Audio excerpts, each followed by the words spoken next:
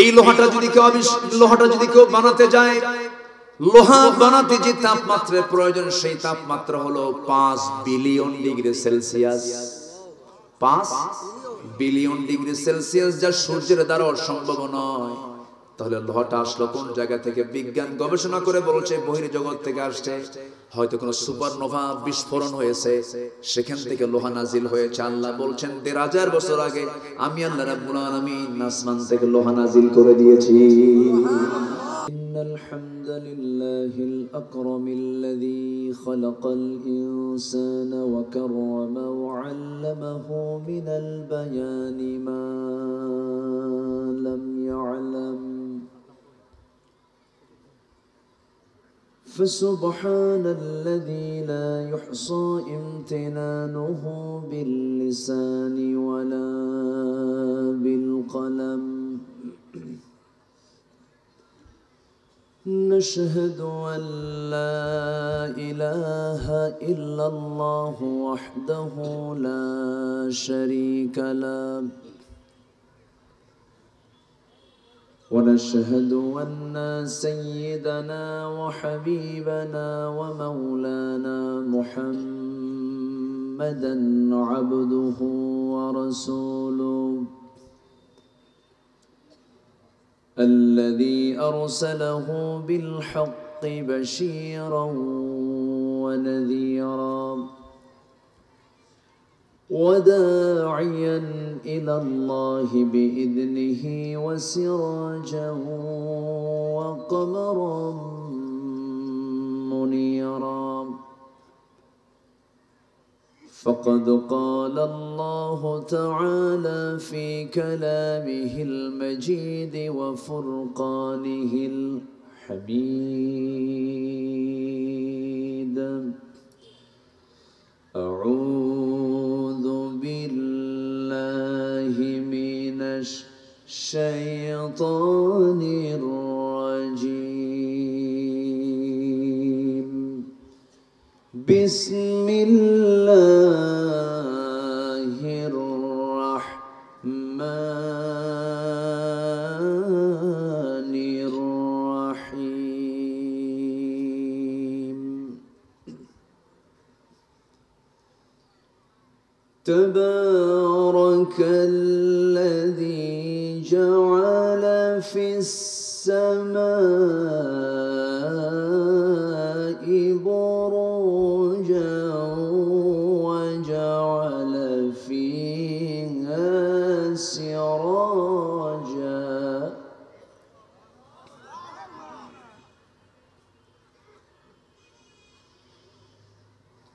وجعل فيها سراجا وقمرا منيرا.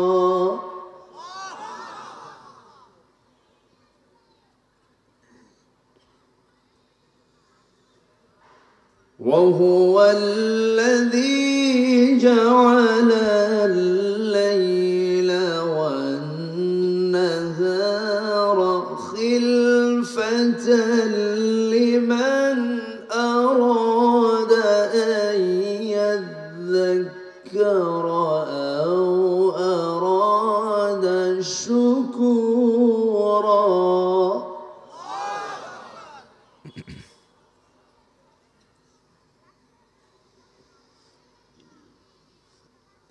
وعباد الرحمن الذين يمشون على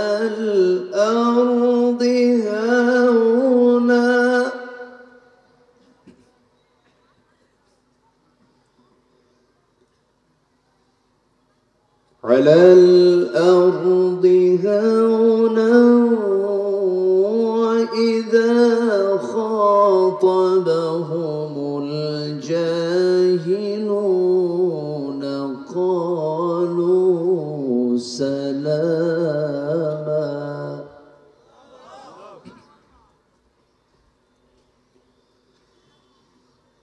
والذين يبيتون لربهم سجدا سجدا وقياما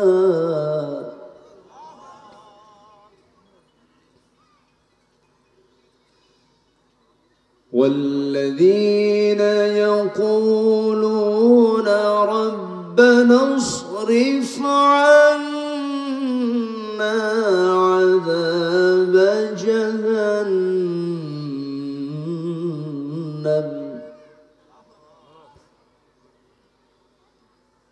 إن عذابها كان غراما إنها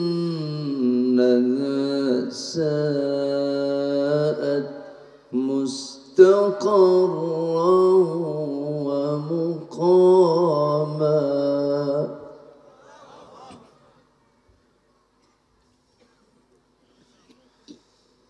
الله أكبر بسم الله الرحمن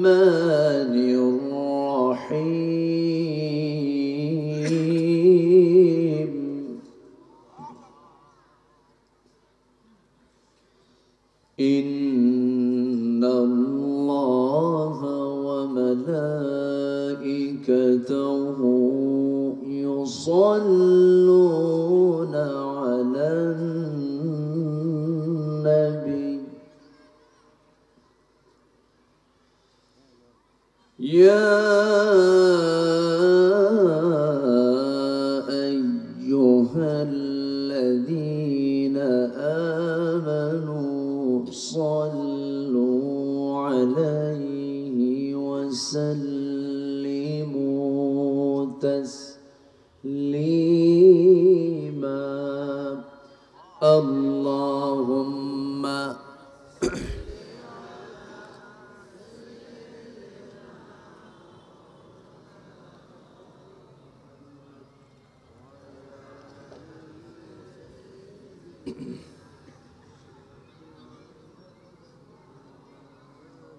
একটু মোহাম্মদ দিয়ে নবীর প্রেমে মাতোয়ারা হয়ে জবান খুলে আওয়াজ দিয়ে সবাই বলুন আল্লাহুম্মা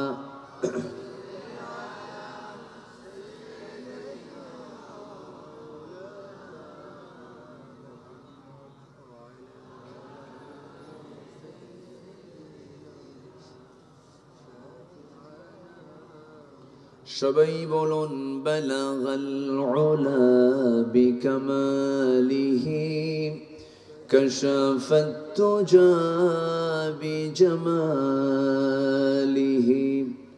হাসুনাত জামিউ খিসালিহি সাল্লু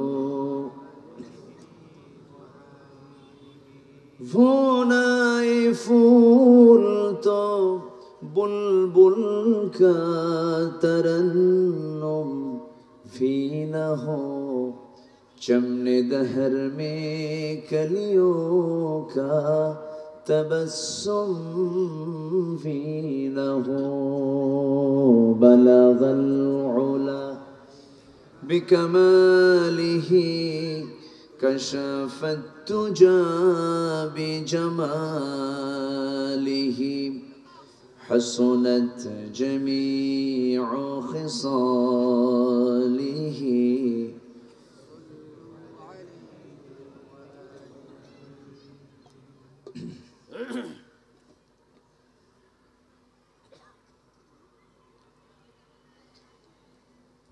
প্রাকৃতিক সৌন্দর্যের অপরূপ লীলাভূমি খুলনা অঞ্চলের যশোর জেলার অভয়নগর উপজেলার জোপাতি গ্রাম সবুজবাগ পোড়াবাড়ি সর্বস্তরের জনগণের উদ্যোগে আয়োজিত ১৬তম ৪ দিনব্যাপী তাফসীরুল কোরআন মাহফিল ২০২৫ হাই স্কুল মাঠে অনুষ্ঠিত মহৎ আয়োজনের সম্মানিত সুযোগ্য সভাপতি জনাব কারি মুজফফর হোসেন কথা বলেছেন নন্দিত আলেম দ্বীন স্নেহধন্য অনুজ মাওলানা রবিউল ইসলাম, উপস্থিত হযরত উলামায়ে কেরাম, ফদলাইজম, সুশীল সমাজ, জাতির শ্রেষ্ঠ সন্তান, শিক্ষক মণ্ডলী, জাতির বিবেক, সাংবাদিক বৃন্দ, সামনে উপস্থিত দূরে কাছের বিভিন্ন স্থান থেকে ছুটে আসা কালিমার ঝান্ডাবাহী, তাওহীদের পতাকাবাহী, দ্বীন ইসলামের নর শারদুল বীর মুজাহিদ, প্রাণ প্রিয় সম্মানিত দ্বীনী ভাইরা, আড়ালে বসে আছেন শ্রদ্ধেয়া সম্মানিতা মা বোনেরা। আলোচনার সূচনায় আনুষ্ঠানিকতার মধ্য দিয়ে আমার পক্ষ থেকে আবারও দিল খোলা সালাম, আসসালামু আলাইকুম ওয়া রাহমাতুল্লাহি ওয়া বারাকাতুহু। সবাই কেমন আছেন?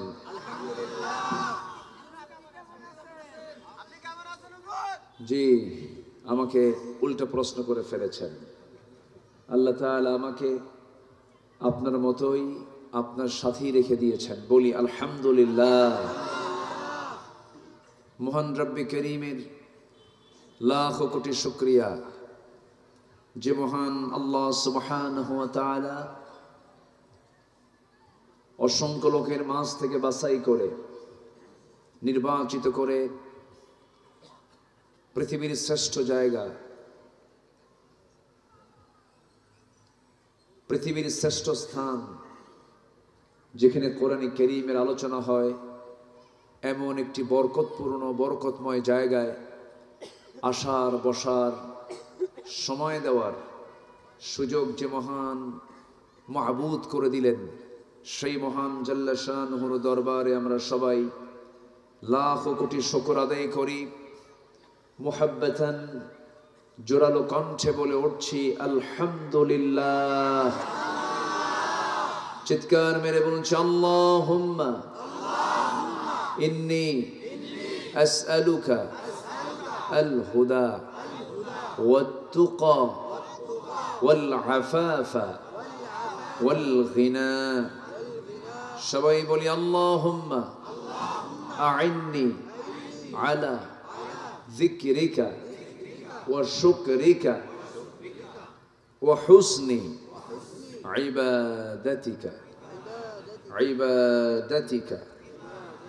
আমরা আল্লাহ তাআলার শুকর আদায় করে নিলাম। সম্মানিত হাজিরিন, আমি আলোচনার সূচনায় মহাবিশ্বের চিরবিস্ময়, সমস্ত কিতাবের, আসমানি কিতাবের সত্যতা প্রমাণকারী, গোটা পৃথিবীর সকল জ্ঞানের উৎস, চ্যালেঞ্জপূর্ণ কিতাব আল কোরআন আল মাজিদের গুরুত্বপূর্ণ একটি সূরা, 18 নম্বর পারার 25 নম্বর সূরার শেষ রুকু থেকে আমি 61, 62, 63, 64, 4-5টা আয়াতে কারীম আমি তেলাওয়াত করেছি। তেলাওয়াতকৃত আয়াতগুলোকে সামনে রেখে আমি কিছু কথা উপস্থাপন করতে চাচ্ছি। মহান রব্বুল আলামিন যেন আমাকে সবার আগে আমলের নিয়তে বলার এবং আপনাকেও আমলের নিয়তে শোনার তৌফিক দান করেন। একটু জোরে বলি আল্লাহুম্মা আমিন। আমাদের দেশে ওয়াজ বেশি হয় না আমল বেশি হয়? আমল কম হয়, একেবারেই কম হয়। যদি ওয়াজের পরিমাণে যদি আমল হতো, এদেশের মানুষ তো বুজুর্গ হয়ে যাওয়ার কথা। কিন্তু ওয়াজ শোনে, চোখের পানি ফেলে কাঁদে, খুব আবেগী হয়ে যায়, খুব আনন্দ পায়, কিন্তু ফজরের সময় অজুর পানি খুব ঠান্ডা, অজুর পানি খুব ঠান্ডা, মানে ফলাফল জিরো। এবং আমার দেশে একটা মাহফিলের ট্র্যাডিশন হলো, আমি আজকে এতটাই খুশি হয়েছি আমি মাহফিল কমিটিকে ধন্যবাদ জানাচ্ছি যে তারা আমাকে এত দ্রুত তুলে দিয়েছেন, মঞ্চ উঠিয়েছেন। আমি চট্টগ্রামের প্যারেড ময়দানে মাহফিল হলো কিছুদিন আগে, 5 দিন ব্যাপী। সেখানে 18 বছর পর এই মাহফিল আবারও শুরু হলো, যেটা আল্লামা সাইদির হাতে গড়া মাহফিল। আমি প্রথম দিন ছিলাম, আমাকে দিয়েই প্রথম শুরু হয়েছে। আমার ভয়েসটাই প্রথম প্যারেড ময়দানে আল্লাহ পাক বাজিয়েছেন। তো সেখানে আমি চিফ মেহমান ছিলাম সেই দিনের। উঠেছে 8টায়, মাহফিল শেষ হয়ে গেছে 9:30 পৌনে 10টায় শেষ মাহফিল। পাবনা জেলার দারুল আমান ট্রাস্ট উঠেছে 8টায়, মাহফিল একদম সমাপনী দোয়া 9:30 10টায়। সিলেট এমসি কলেজ মাঠ, যেটা আল্লামা সাইদি তিনি শুরু করেছিলেন, আমান ট্রাস্ট তিনিও শুরু করেছিলেন, সেই মাঠে আল্লাহ পাক এই নগণ্য গোলামকে রেখেছিলেন। সেখানেও 9:30 মাহফিল শেষ। তো একটি আদর্শ মাহফিলের সবচেয়ে বড় বৈশিষ্ট্য হলো টাইম সিলেকশন করা। টাইম সিলেকশনটা হচ্ছে সবচেয়ে গুরুত্বপূর্ণ বিষয়।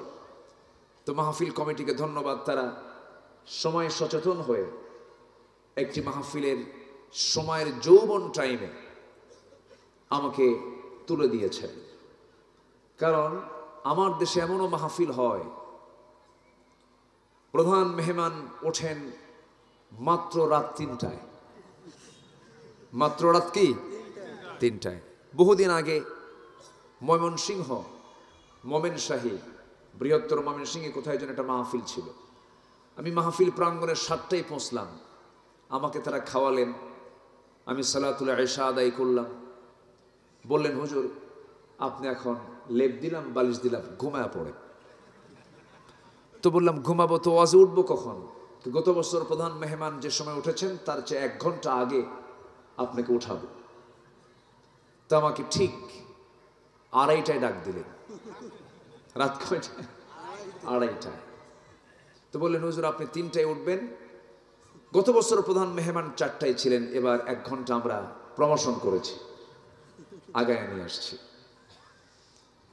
তো এত রাতে ওয়াজ, এটা কি ওয়াজ হয় না আওয়াজ হয়? আলোচনা না আলুসানা? আলুসানাই হয়। সুন্দর সময় আপনারা সিলেকশন করেছেন, আলহামদুলিল্লাহ। আমি এই কথাটা কেন বললাম? আমার এই আওয়াজটা এই প্রযুক্তির কল্যাণে দেশের সকল কমিটির কাছে চলে যাবে। তারা শুনবেন, তারা যেন সময় সচেতন হন, তারা যেন বুঝেন যে মাহফিলের সৌন্দর্যের অন্যতম একটা গুরুত্বপূর্ণ দিক হলো সুসময়ে মেহমানকে মঞ্চে উপস্থাপন করা। এটা একটা গুরুত্বপূর্ণ দিক, এটা মাথায় রাখে, এটা যেন তারা মাথায় রাখতে পারেন। এই জন্য আমার একটু এই বিষয়ে আমি অন্য প্রসঙ্গে চলে গিয়েছিলাম। আসুন আমরা এখন মূল প্রসঙ্গের দিকে চলে যাই। এটা তো ক্লাস। আমি মাহফিল কমিটিকে ধন্যবাদ জানাচ্ছি, তারা এই তাফসিরের ক্লাস চালু করেছেন। এটা একটা ক্লাস, কিন্তু একদিন না, কয়দিন? আমি ঢাকার গাজীপুর কালীগঞ্জ একটা মাহফিল আমার হয়ে থাকে, আমি 8-9 বছর হলো যাই। ওরা করে 11 দিন। কয়দিন? 11 দিন ব্যাপী তাফসির মাহফিল। দেশের এমন কোনো আলোচক নাই সেখানে থাকে না। আমি প্রতি বছর আল্লাহর মেহেরবানি শেষ দিনের শেষ মোনাজাতটা কমিটি আমাকে দিয়ে করান, আমি শেষ দিনে সেখানে থাকি। সেখানেও মাহফিলটা খুব সুসময়ে শেষ হয়ে যায়। তো এই যে একাধিক দিন যে কমিটি মাহফিলগুলো পরিচালনা করেন, এটা একটা ক্লাস, তাফসিরের ক্লাস। একদিন এটা হয় না, 4 দিন। এটা একটা ইতিবাচক দিক। আমি আবারও বলবো, আরেকটা কথা বলবো, আগামীতে আপনারা সাবজেক্ট নির্ধারণ করে দিবেন, অথবা কোনো আয়াত নির্ধারণ করে দিবেন, অথবা ধারাবাহিকভাবে সূরা ফাতিহা থেকে শুরু হবে, বাকারা দিয়ে শুরু হবে, 30 পারা পর্যায়ক্রমে গোটা কোরআনের তাফসীর এই ময়দানে হবে। জোরে বলে ইনশাআল্লাহ। আমার কথাগুলো কি কমিটি কোট করছেন তো? আচ্ছা, এটা মাথায় রাখবেন ইনশাআল্লাহ। তাহলে একটি সাজানো গোছানো পরিকল্পনা মাফিক একটা মাহফিলের রূপ নেবে এই মাহফিল। আল্লাহ কবুল করুন, জোরে বলি আল্লাহুম্মা আমিন। ধোপাদি না, ধোপাদি হাওয়ারি নাকি হাওয়ারি, হ্যাঁ হাওয়ারি হচ্ছে আরবি শব্দ, ধোপাদি, ধোপাদির আরবি হচ্ছে হাওয়ারি। জি, আসুন আমরা এখন আলোচনার দিকে যাচ্ছি। আমি সূরা ফুরকান থেকে কথা বলতে চাই। সূরা বলেন তো কি? ফুরকান। ফুরকান এই কিতাবের নাম। কোরআন যার নাম, ফুরকানও তার নাম। এই সূরার নামকরণ হয়েছে প্রথম আয়াত থেকেই। এই সূরার নামকরণ হয়েছে কোন আয়াত থেকে? প্রথম আয়াত থেকে। এবং সূরাটা হলো মক্কি, মক্কায় নাজিল হওয়া কিতাব, মক্কায় নাজিল হওয়া সূরা হচ্ছে এই সূরা। আল্লাহ রাব্বুল আলামিন বলেন, تبارك الذي نزل الفرقان على عبده ليكون للعالمين نذيرا الذي له ملك السماوات والأرض ولم يتخذ ولدا ولم يكن له شريك في الملك وخلق كل شيء فقدره تقديرا جربنا الله أكبر অতীব বরকতময় সেই মহান প্রভু, যিনি তার আব্দের উপরে, যিনি তার বান্দার উপরে নাজ্জালাল ফুরকান, ফুরকান নামক কিতাব নাজিল করেছেন, যেন তিনি এই কিতাব দিয়ে গোটা পৃথিবীবাসীকে যেন সতর্ক করতে পারেন। সতর্ক করার জন্য আল্লাহ রাব্বুল আলামিন তার উপরে ফুরকান নাজিল করেছেন। এই ফুরকান শব্দটা আরেক জায়গায় মহান রব্বুল আলামিন বলে দিয়েছেন, শাহরু রমাদান আল্লাযী উনজিলা ফীহিল কুরআন হুদাল লিন-নাসি ওয়া বায়িনাতিন মিনাল হুদা ওয়াল ফুরকান। জোরে বলুন আল্লাহু আকবার। ফুরকান মানে হলো সত্য এবং মিথ্যার পার্থক্য সৃষ্টি করে দেয় যে কিতাব, তার নাম হলো ফুরকান। কোনটা হক, কোনটা বাতিল, কোনটা ন্যায়, কোনটা অন্যায়, কোনটা প্রহিবিট, কোনটা লেজিটিমেট, কোনটা বৈধ, কোনটা অবৈধ, কোনটা আলো, কোনটা অন্ধকার, কোনটা সত্য, কোনটা মিথ্যা, কোনটা ন্যায়, কোনটা অন্যায়, যেটা যাচাই বাছাই করে যেটা পার্থক্য সৃষ্টি করে দেয়, তার নাম হলো ফুরকান। তার নাম কি? ফুরকান। সেই সূরাতুল ফুরকান থেকে আমি কিছু কথা বলতে চাচ্ছি। ওয়ামা তাওফীকি ইল্লা বিল্লাহ আলাইহি তাওয়াক্কালতু ওয়া ইলাইহি উনীব। সম্মানিত ভাইয়েরা, আমরা যে কিতাবের আলোচনা নিয়ে বসেছি, এই কিতাব তো পৃথিবীর কেউ লেখে নাই, এই কিতাব তো পৃথিবীর কেউ রচনাও করে নাই। এই কিতাব এসেছে সম্পূর্ণ আসমান থেকে, নাজিল করেছেন যিনি, তিনি আমার কে? আসতে বলেন, তিনি আমার কে? আল্লাহ পাক নাজিল করেছেন। যদি এই কিতাব না আসতো আমরা বড় বিপদে পড়ে যেতাম। বিপদটা হলো, আপনি কোনোদিন ঢাকা চকবাজার যাননি, আপনি ঢাকা চকবাজার কোনোদিন যাননি। আমরা হয়তো যিনি যান নাই, হঠাৎ করে চকবাজার, আমি চকবাজার কেন বললাম, চকবাজারটা হলো পুরাতন একটা জন এলাকা। যদি গুগল ছাড়া, অনলাইন ছাড়া আপনি চিনেন না, নতুন গেছেন, কত যে রাস্তার প্যাঁচ, ওই প্যাঁচে আপনি হেরে যাবেন। সব রাস্তা সমান মনে হবে, তখন আপনি হেরে যাবেন, আপনার মাথার কাজ করবে না। কিন্তু সেই সময়ে যদি আপনার একজন গাইডার থাকে, একজন গাইড যদি থাকে যে তুমি কোথায় যাবা, আমি হোসনি দালান যাব, তুমি কোথায় যাবা, অথবা হাসান মঞ্জিল যাব, তখন একজন যদি আপনাকে ধরে নিয়ে চলে যায়, তখন আপনি পথটা পেয়ে গেলেন, একজন পথ আপনাকে দেখায় দিল। তো এই যে পথটা দেখায় দিল, তখন আপনার কি সেই টেনশন, সেই ভয়, হেরে যাওয়ার কোনো ভয় এটা থাকবে?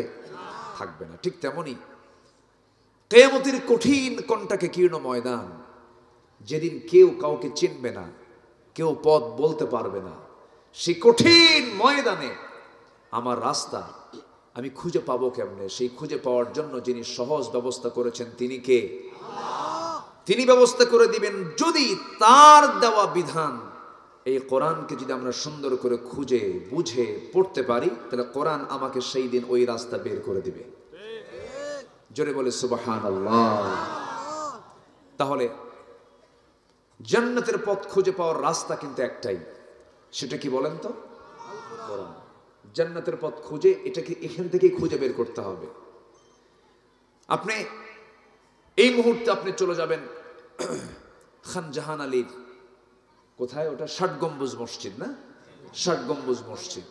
এখন আর কিচ্ছু লাগে না, শুধু অনলাইনে গুগল ম্যাপে গিয়ে লিখবেন বা সার্চ দিলেন, আপনাকে নিয়ে চলে গেল একদম বাইপাস দিয়ে রূপসা ব্রিজ পার হইয়া চুলকাটি দিয়ে টান দিয়ে মেরে একদম কাঠাখালি না কি বলে, হ্যাঁ, দিয়ে আপনাকে নিয়ে চলে গেল সেই বাগেরহাটের ৬০ গম্বুজ মসজিদ। কাউকে বলা লাগতেছে না।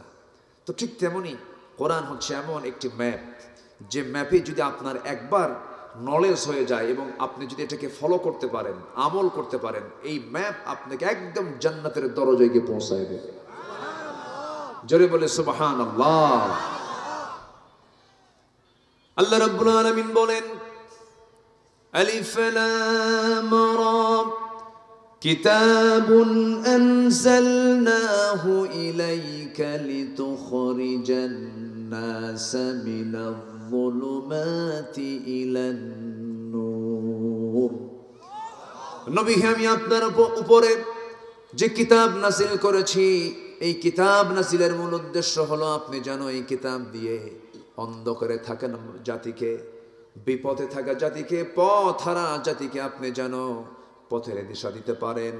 অন্ধকারে থাকা জাতিকে যেন আলোর দিকে নিয়ে যেতে পারেন। যেখানে আলো থাকবে সেখানে অন্ধকার থাকবে না, অন্ধকার পালিয়ে যাবে, আলো আসবে, অন্ধকার দূর হয়ে যাবে। কোরআন হচ্ছে আলো, যেখানে অন্ধকার থাকার কোনো সুযোগ নাই। অন্ধকারটা কি? অন্ধকার হলো ইসলাম গর্হিত যত অপকর্মগুলো আছে সেগুলো হচ্ছে অন্ধকার। যেমন সুদ অন্ধকার, ঘুষ অন্ধকার, জেনা অন্ধকার, মদ অন্ধকার। এই সমস্ত অন্ধকারগুলো যেখানে কোরআন প্রতিষ্ঠিত হয়ে যাবে, আপনি এগুলো বন্ধ হয়ে যাবে। আমার বন্ধুগণ, কিন্তু এই কোরআন আজকে আমাদের সামনে থাকার পরেও কোরআনটা শুধু প্রতিষ্ঠিত না থাকার কারণে আজকে কোরআন প্রতিষ্ঠিত নাই বলে আজকে সমাজে মদ প্রতিষ্ঠিত কিনা বলেন, জেনা প্রতিষ্ঠিত কিনা বলেন, জেনা প্রতিষ্ঠিত, মদ, জেনা, জুয়া, সুদের কারবার এগুলো প্রতিষ্ঠিত হয়ে আছে। আমার বন্ধুগণ, কোরআন যদি প্রতিষ্ঠিত সমাজে হয়ে যায় তখন আপনি সব অন্ধকার বন্ধ হয়ে। খুলনা টিভি 24 ইসলাম প্রচারে এক ধাপ এগিয়ে। আর কুফরটাই হচ্ছে আল কুফরু মিল্লাতু ওয়াহিদা, কুফরি শক্তি সব এক, সব এক। যেখানে ইসলাম নাই সেখানে তারা সব এক। সব দেখা শেষ করেছি আমরা, এখন আল্লাহর কালাম কোরআনকে আমরা একটু দেখতে চাই। দেখতে রাজি আছেন তো? এখন তার রাজাকার বলে কেউ গালি দিবে না। রাজাকার আর এই ট্যাগ চলে না, জঙ্গিবাদ তো নাই। মাঝে মাঝে আগে তো নাটক হতো, তাই না? অমক অভিযান, র্যাব অভিযান চালিয়ে অমক জঙ্গির আস্তানা উদ্ধার করেছে, নিয়ে আসার পথে 3 জন ক্রস ফায়ার। এই নাটক তো আর নাই। কারণ নাটকটা থাকবে কেমনে? নাটকের যিনি প্রযোজক তিনি এখন দিল্লি বসে আছেন, বোঝেন নাই? বহু নাটক আমরা দেখেছি, সব নাটক শেষ হয়ে গেছে। আরে কত রাজা মহারাজা, কত পাওয়ারফুল সুপার পাওয়ার ফেরাউন কত কি করলো, শেষ পর্যন্ত আল্লাহ বলল, ফেরাউন বেশি মাথা মারিস, সুবান দিয়ে মারবো তোর, সুবান দিয়ে মারবো। চুবান দিয়ে মারে নাই? যে ক্যামেরাম্যান, ক্যামেরা, জি এই ক্যামেরা একটু বসতে হবে কম, মানে একটু কাছাকাছি কম আসেন, কারণ শ্রোতা তো তারা দেখতে না পারলে কষ্ট পায়। আবার আমার এই আলোচনা শুধু আপনি হাজার হাজার মানুষ শুনছেন তা কিন্তু না। এই প্রযুক্তির কল্যাণে কোটি কোটি মানুষকে এরা, এই ক্যামেরা কোটি কোটি মানুষের সামনে আমার এই আলোচনাটা তারা পৌঁছিয়ে দেবে। তো সবই তো ঠিক, আবার রাগও করেন, রাগ তো করা যাবে না। একটু ধৈর্য ধরেন, সব দিকই হোক, মানে এটাও তারা কাজটা করুক, আপনিও শোনেন, দুটোই হয়ে যাক। আমরা একটু ধৈর্য ধরে আমরা শুনবো। জোরে বলি ইনশাআল্লাহ, জোরে বলি ইনশাআল্লাহ। আমার দিকে তাকান এখন। তাহলে আমরা কি কোরআনকে দেখবো না ইনশাআল্লাহ? কোরআন আমরা চাবো এক জায়গায় না সব জায়গায়? এক জায়গায় না সব জায়গায়? ইমামের পিছনে নামাজে দাঁড়াইছেন আপনি, নামাজ শুরু করে কোন সূরা দিয়া? কোন সূরা দিয়া বলেন? সূরাতুল ফাতিহা। অনেকে আবার সূরাতুল ফাতিহা পারে না, কিন্তু আলহামদু পারে। কি পারে? আলহামদু পারে, কিন্তু সূরা ফাতিহা পারে না। হ্যাঁ, সূরাতুল ফাতিহা দিয়ে শুরু করলেন ইমাম। 7 দিন তিনি পড়লেন, কিন্তু হঠাৎ একদিন ইমাম সাহেব বলে ফেললেন, আজকে সূরা ফাতিহা দিয়ে শুরু করব না, ইখলাস দিয়ে শুরু করব। কি দিয়ে বলেন? ইখলাস দিয়ে শুরু করব। আবার অনেকে ইখলাস পারে না, কুলহু পারে, কুলহু দিয়ে শুরু করব। এই চিন্তা করে যদি কোনো ইমাম শুধু সূরাটা একটু আগে পরে যদি ইখলাস দিয়ে যদি শুরু করে, সূরা ফাতিহাটা পড়ে পড়ে, কোন মুসল্লি কি তার ইমামতি মানবে নাকি? কেন মানবে না? সূরা কি উল্টা করছে? সূরা তো উল্টা করে নাই, শুধু নিয়ম উল্টা করছে। সূরা তো উল্টা হয় নাই। সূরা কি উল্টা পাল্টা হয়েছে? সূরা কিন্তু ঠিকই আছে, শুধু সূরাটা মুকদ্দম মুআখার করেছে, একটা আগে নিয়ে আসছে আর একটা পরে নিয়ে গেছে। এই জন্য আপনি তাকে মানবেন না, পিছন থেকে লোকমা দিবেন, বলবেন ইমাম সাহেব এমন করে নামাজ পড়লে চলবে না। সূরা ফাতিহা আগে দেন, এরপরে ইখলাস দেন, কোনো সমস্যা না, অন্য কোনো সূরা দেন, সমস্যা নাই। কিন্তু ইমাম যদি তাও না শোনে, লোকমার পরে লোকমা, লোকমার পরে লোকমা দেওয়ার পরে ইমাম সাহেব শুধু বারবার কুলহু পড়ে, সূরা ফাতিহা পড়ে না, সেই সময় মুসল্লি কি তার ইমামতি মানবে নাকি? কি করবে? লোকমা দিয়েও কাম হচ্ছে না, কি করবে তখন? বলেন। ইবনে হাজার আসকালানী রাহিমাহুল্লাহ রাহমাতুল্লাহ আলাইহি তিনি বলেছেন যে ওই সময় ওই ইমামটার ইমাম থাকে না, তখন সে স্বৈরাচার হয়। কি হয়? তো স্বৈরাচারকে কি করতে হয়? কি করছে বলেন? কি করছে? হ্যাঁ, স্বৈরাচার যখন হয়ে যাবে তখন দেখেন না, দুপুরে খাবারটাও জুটলো না। খাবারটাকে জুটছে, ইমিগ্রেশন ক্রস করবে, একটু আরামে ব্যাগ বুক নেবে, অমুক শাড়ি বাদ আছে, অমুক কাপড় চোপড় বাদ আছে, অমুক কসমেটিক্স বাদ আছে, গোছগাছ কইরা, জীবন তো কয়েকদিনের জন্য, একটু গোছগাছ কইরা যে নেবে, এই সুযোগটাও তো পায় নাই। শুধু স্বৈরাচারী আচরণের জন্য ভাঙ্গা হেলিকপ্টারে করে দিল্লি আল্লাহ পাক পাঠায় দিয়েছেন। যা স্বৈরাচার হওয়া যাবে না। সম্মানিত ভাইয়েরা, যারা আমার দেশকে আধিপত্যবাদীদের হাতে ছেড়ে দেয়, তারা কি দেশের কোনোদিন বন্ধু হতে পারে? আসতে বলবেন না, বন্ধু হতে পারে? আমার দেশকে আমরা শাসন করব, কোন আধিপত্যবাদকে আমরা প্রশ্রয় দেব না। এদেশের 1 ইঞ্চি মাটি আমরা অন্যদের দখলে নিতে দেব না। এদেশের সংস্কৃতিকে আমরা লালন করব, অন্য কোন সংস্কৃতি আমরা লালন করব না। এই দেশ আমাদের দেশ, অন্য কোন বহির আগমন ঘটবে আমার দেশে, এটা আমরা সহ্য করতে পারবো না। সম্মানিত ভাইয়েরা, ইমাম যদি সূরা ফাতিহাকে যদি পড়ে দেন, ইখলাস যদি আগে দেন, আপনি যেমন মানবেন না। ইবনে হাজার আসকালানী বলেছেন, ওই সময় ওই স্বৈরাচার ইমামের পেছনে যে মুসল্লি নামাজে দাঁড়াবেন, তার দায়িত্ব হলো নামাজ ছেড়ে দেওয়া। নামাজ ছেড়ে দিয়া 2 হাতের এই কাপড়টা ভাঁজ কইরা, কোনো কথা নাই ইমামের, ওই স্বৈরাচারের ঘাড়কে ধরা শক্ত করে ধরে মটকায় দিয়া, ধাক্কা মেরে মসজিদ থেকে বের করে দিয়া নতুন ইমাম নিযুক্ত করতে হবে। কি কথা কি বুঝতেছেন আপনারা? ইমামের দোষ কি হলো? ইমাম সাহেব কি সূরা কেরাত কি ভুল করেছে? শুধু কি করছে? নিয়মটা উল্টা করেছে। সূরা কেরাত কিন্তু ভুল করেনি, শুধু একটা সূরা আগে দিয়েছে আর একটা সূরা পরে দিয়েছে। এই জন্য সে যদি স্বৈরাচার হয়ে যায়, আজকে সমাজ চলতে নিয়ে, আজকের এই রাষ্ট্র সমাজ পরিবার চালাতে নিয়ে ইসলামকে বাদ দিয়ে যদি অন্য কোন তন্ত্র মন্ত্রকে যদি চালু করে, আমাদের দায়িত্ব হলো ঘাড় ধাক্কা দিয়ে বের করে সেখানে ইসলামকে বুলাদ করে নেওয়া। কি দায়িত্ব আছে আমাদের? না চুপ করে থাকবো? চুপ করে থাকার কোন সুযোগ কি মুসলমানকে আল্লাহ দিয়েছেন? কাজ করতে হবে, আমরা কাজ করব, জোরে বলি ইনশাআল্লাহ। সম্মানিত ভাইরা,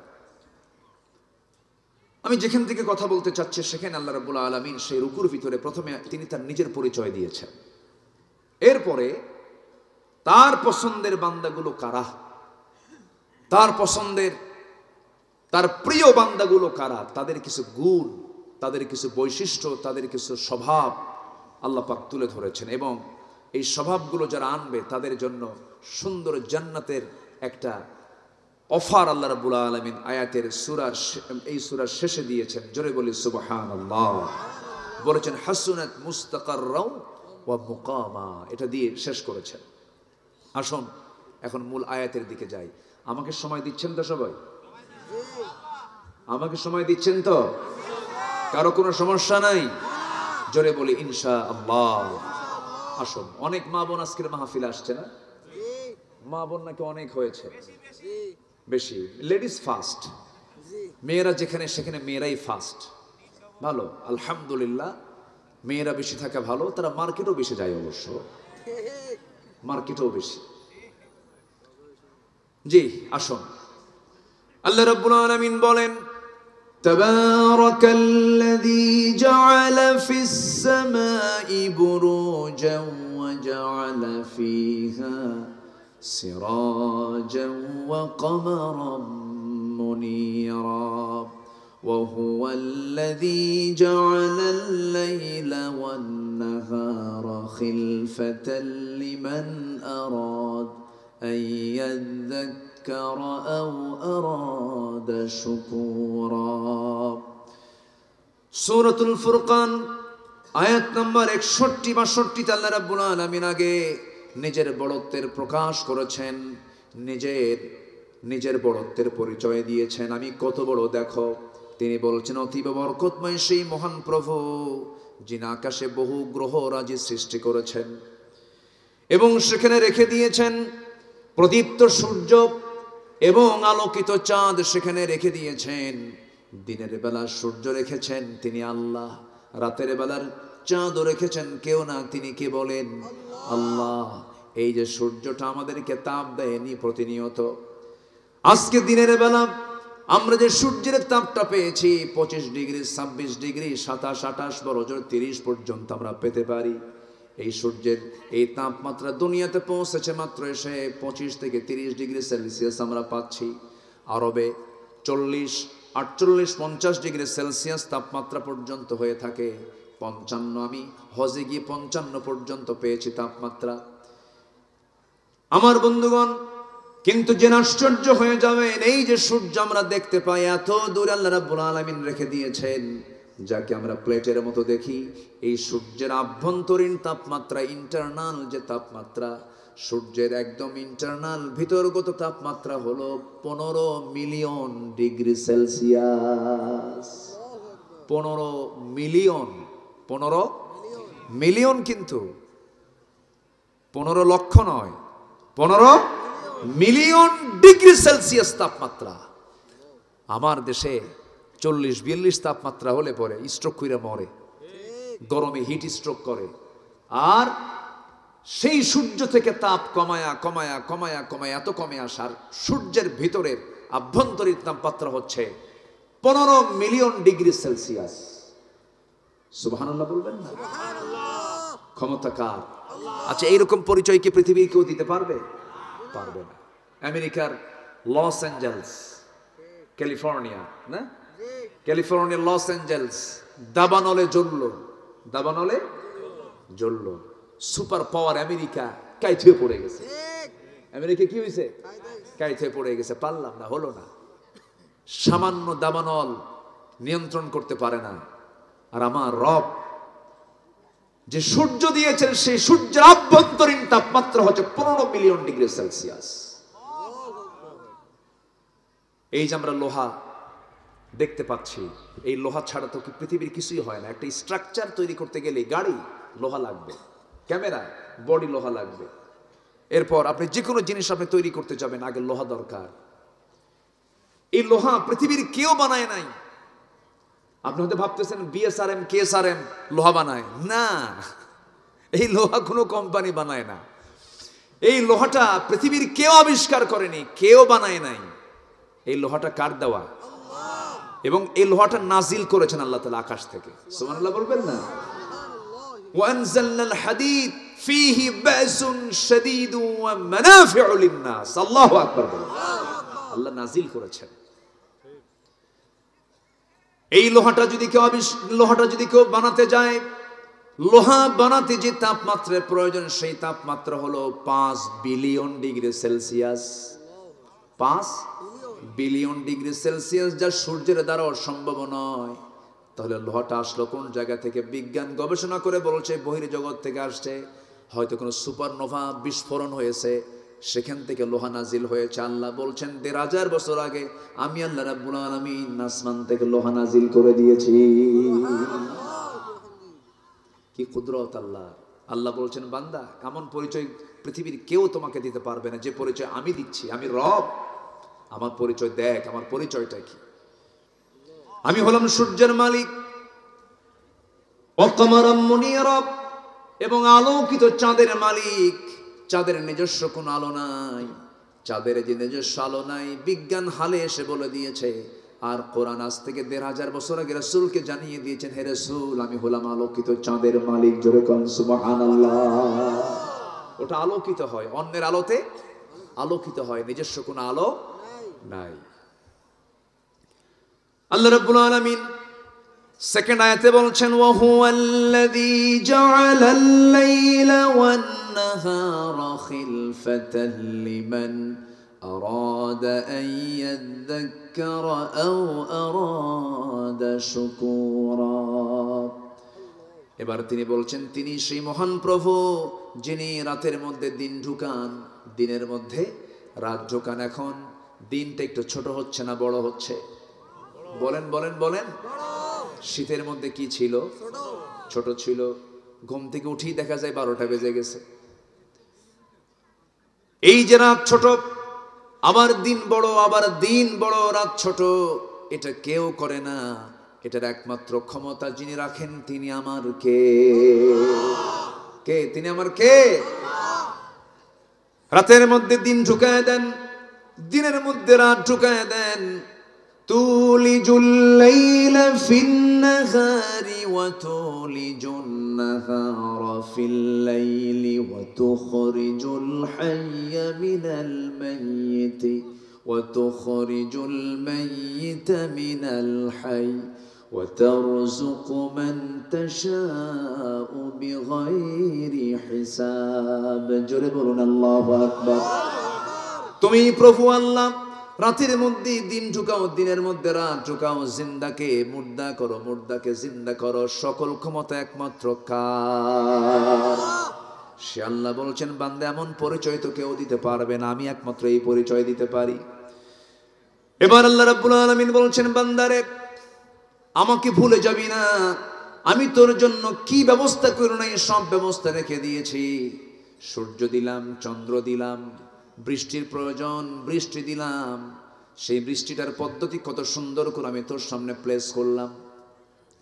এমন সুন্দর করে আল্লাহ রাব্বুল আলামিন বৃষ্টির ব্যবস্থা করে দিয়েছেন, এমন সুন্দর করে বৃষ্টির পদ্ধতি।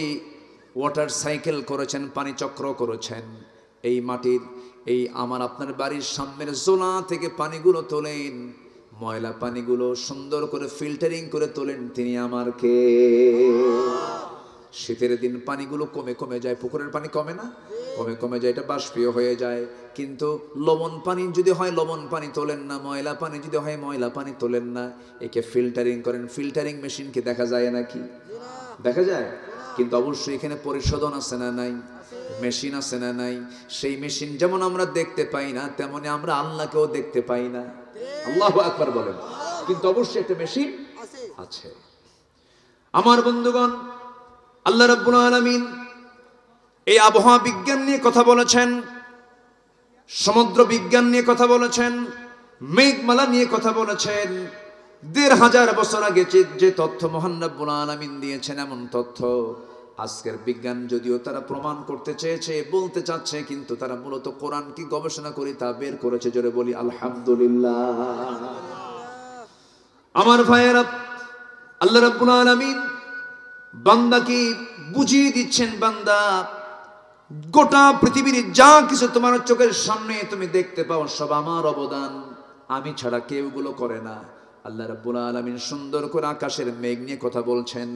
আল্লাহুল্লাযী ইউরসিলুর রিয়াহা ফাতুসিরু সাহাবান ফায়াবসুতুহু ফিস সামাই কাইফা ইয়াশা ويجعله كسفا فترى الودق يخرج من خلاله فإذا أصاب به من يشاء من عباده إذا هم يستبشرون জোরে বলুন আল্লাহু আকবার। তিনি বায়ু প্রেরণ করেছেন, তা মেঘমালাকে সঞ্চারিত করে, অথবা তিনি মেঘমালাকে যেভাবে ইচ্ছা সেইভাবে আকাশে ছড়িয়ে দেন।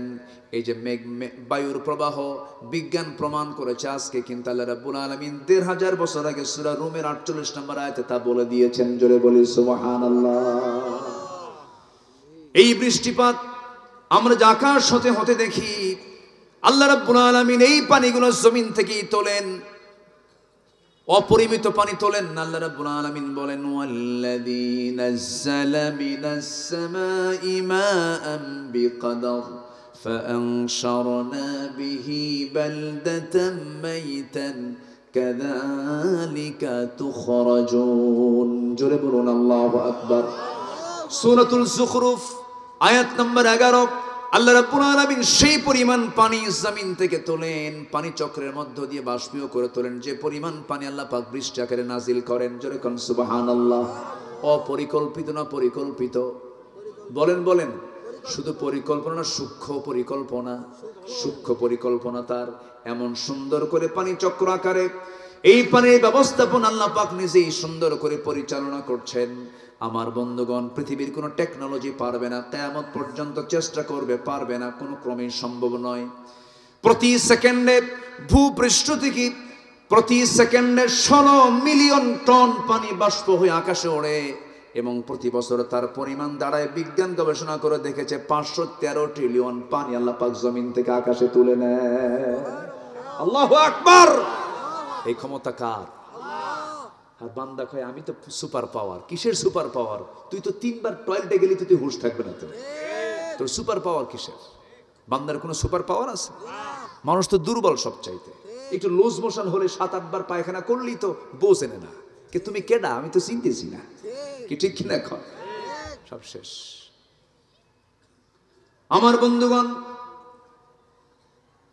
আল্লাহর বড়ত্ব, আল্লাহর মহত্ব, আল্লাহর বিশালত্ব যদি আমরা বুঝতে পারি, তখন আমার ভিতরে কোনো অহংকার কাজ করবে না, আমার মধ্যে বিনম্রতা চলে আসবে, আমার মধ্যে আল্লাহর ভয় চলে আসবে, পরকালীন জবাবদিহিতা চলে আসবে। এই জন্য আল্লাহ পাক তার নিজের পরিচয়টা আগে দিচ্ছেন, বান্দা আমার পরিচয়টা শোনো। এবার আল্লাহ রাব্বুল আলামিন বান্দাকে বলছেন, বান্দা তোর পরিচয় কেমন হওয়া দরকার, এবার তোর পরিচয় দিয়ে দিচ্ছি। এই সমস্ত গুণগুলো, বৈশিষ্ট্যগুলো তুই অর্জন করবি। আল্লাহু আকবার। কোরআন যত সাজানো গোছানো কিতাব, কোরআনের মজা যদি কেউ পায়, এই কিতাব ছাড়া পৃথিবীর কোনো কিতাব তার ভালো লাগবে না। জোরে বলে সুবহানাল্লাহ। আমরা এই কিতাবের সঙ্গে সম্পর্ক রাখবো বেশি। জোরে বলি ইনশাআল্লাহ। কোরআন পড়বো বেশি, কোরআন শুনবো বেশি, গান শুনবো এই শুনবেন? হ্যাঁ, কোরআন ছাড়া অন্য কিছু শোনা যাবে? আসতে বলবেন না, শোনা যাবে? যাবে না। এই কান কে দিয়েছেন? বলেন, এই কান কে দিয়েছেন খারাপ কিছু শোনার জন্য? এই চোখ কে দিয়েছেন? চোখের পিছনে লক্ষ লক্ষ সূক্ষ্ম সূক্ষ্ম নার্ভ দিয়েছেন কে? এই চোখে যদি কোনো ধুলা ঢোকে, তখন সঙ্গে সঙ্গে চোখে কি বের হয়? পানি বের হয়। এই পানিটার পিছনে মেশিন দিয়েছেন কে? আল্লাহু আকবার।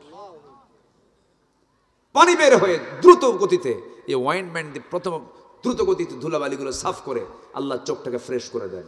সুবহানাল্লাহ বলবেন না? গাড়ি চলতেছে, গ্লাসে ধুলা চলে আসছে, এখন তো অটোমেটিক অনেক উন্নত প্রযুক্তির গাড়ি চলে আসছে, চট করে ওয়াইফার চালু হয়ে যায়। ওয়াইফার যখন প্রয়োজন মনে করে যে পানির প্রয়োজন, পানিও চালু হয়ে যায়।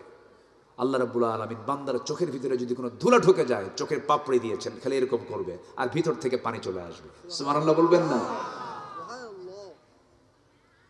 আমার বন্ধুগণ, এই বিশাল বডি, এই চোখ, এই কান, এই নাক, চোখ, কান, এটা যদি আমরা যদিও ছোট মনে করি, কিন্তু আমার কাছে মনে হয় পদ্মা মেঘনা যত বড়, যমুনা যত বড়, তার চাইতে বেশি বড় হলো চোখ, কান, নাক। জোরে কান সুবহানাল্লাহ।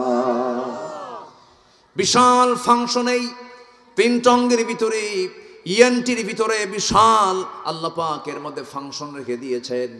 মাথা থেকে পা পর্যন্ত এই বডি সুন্দর করে বানিয়ে দিয়েছেন তিনি। আমার কে?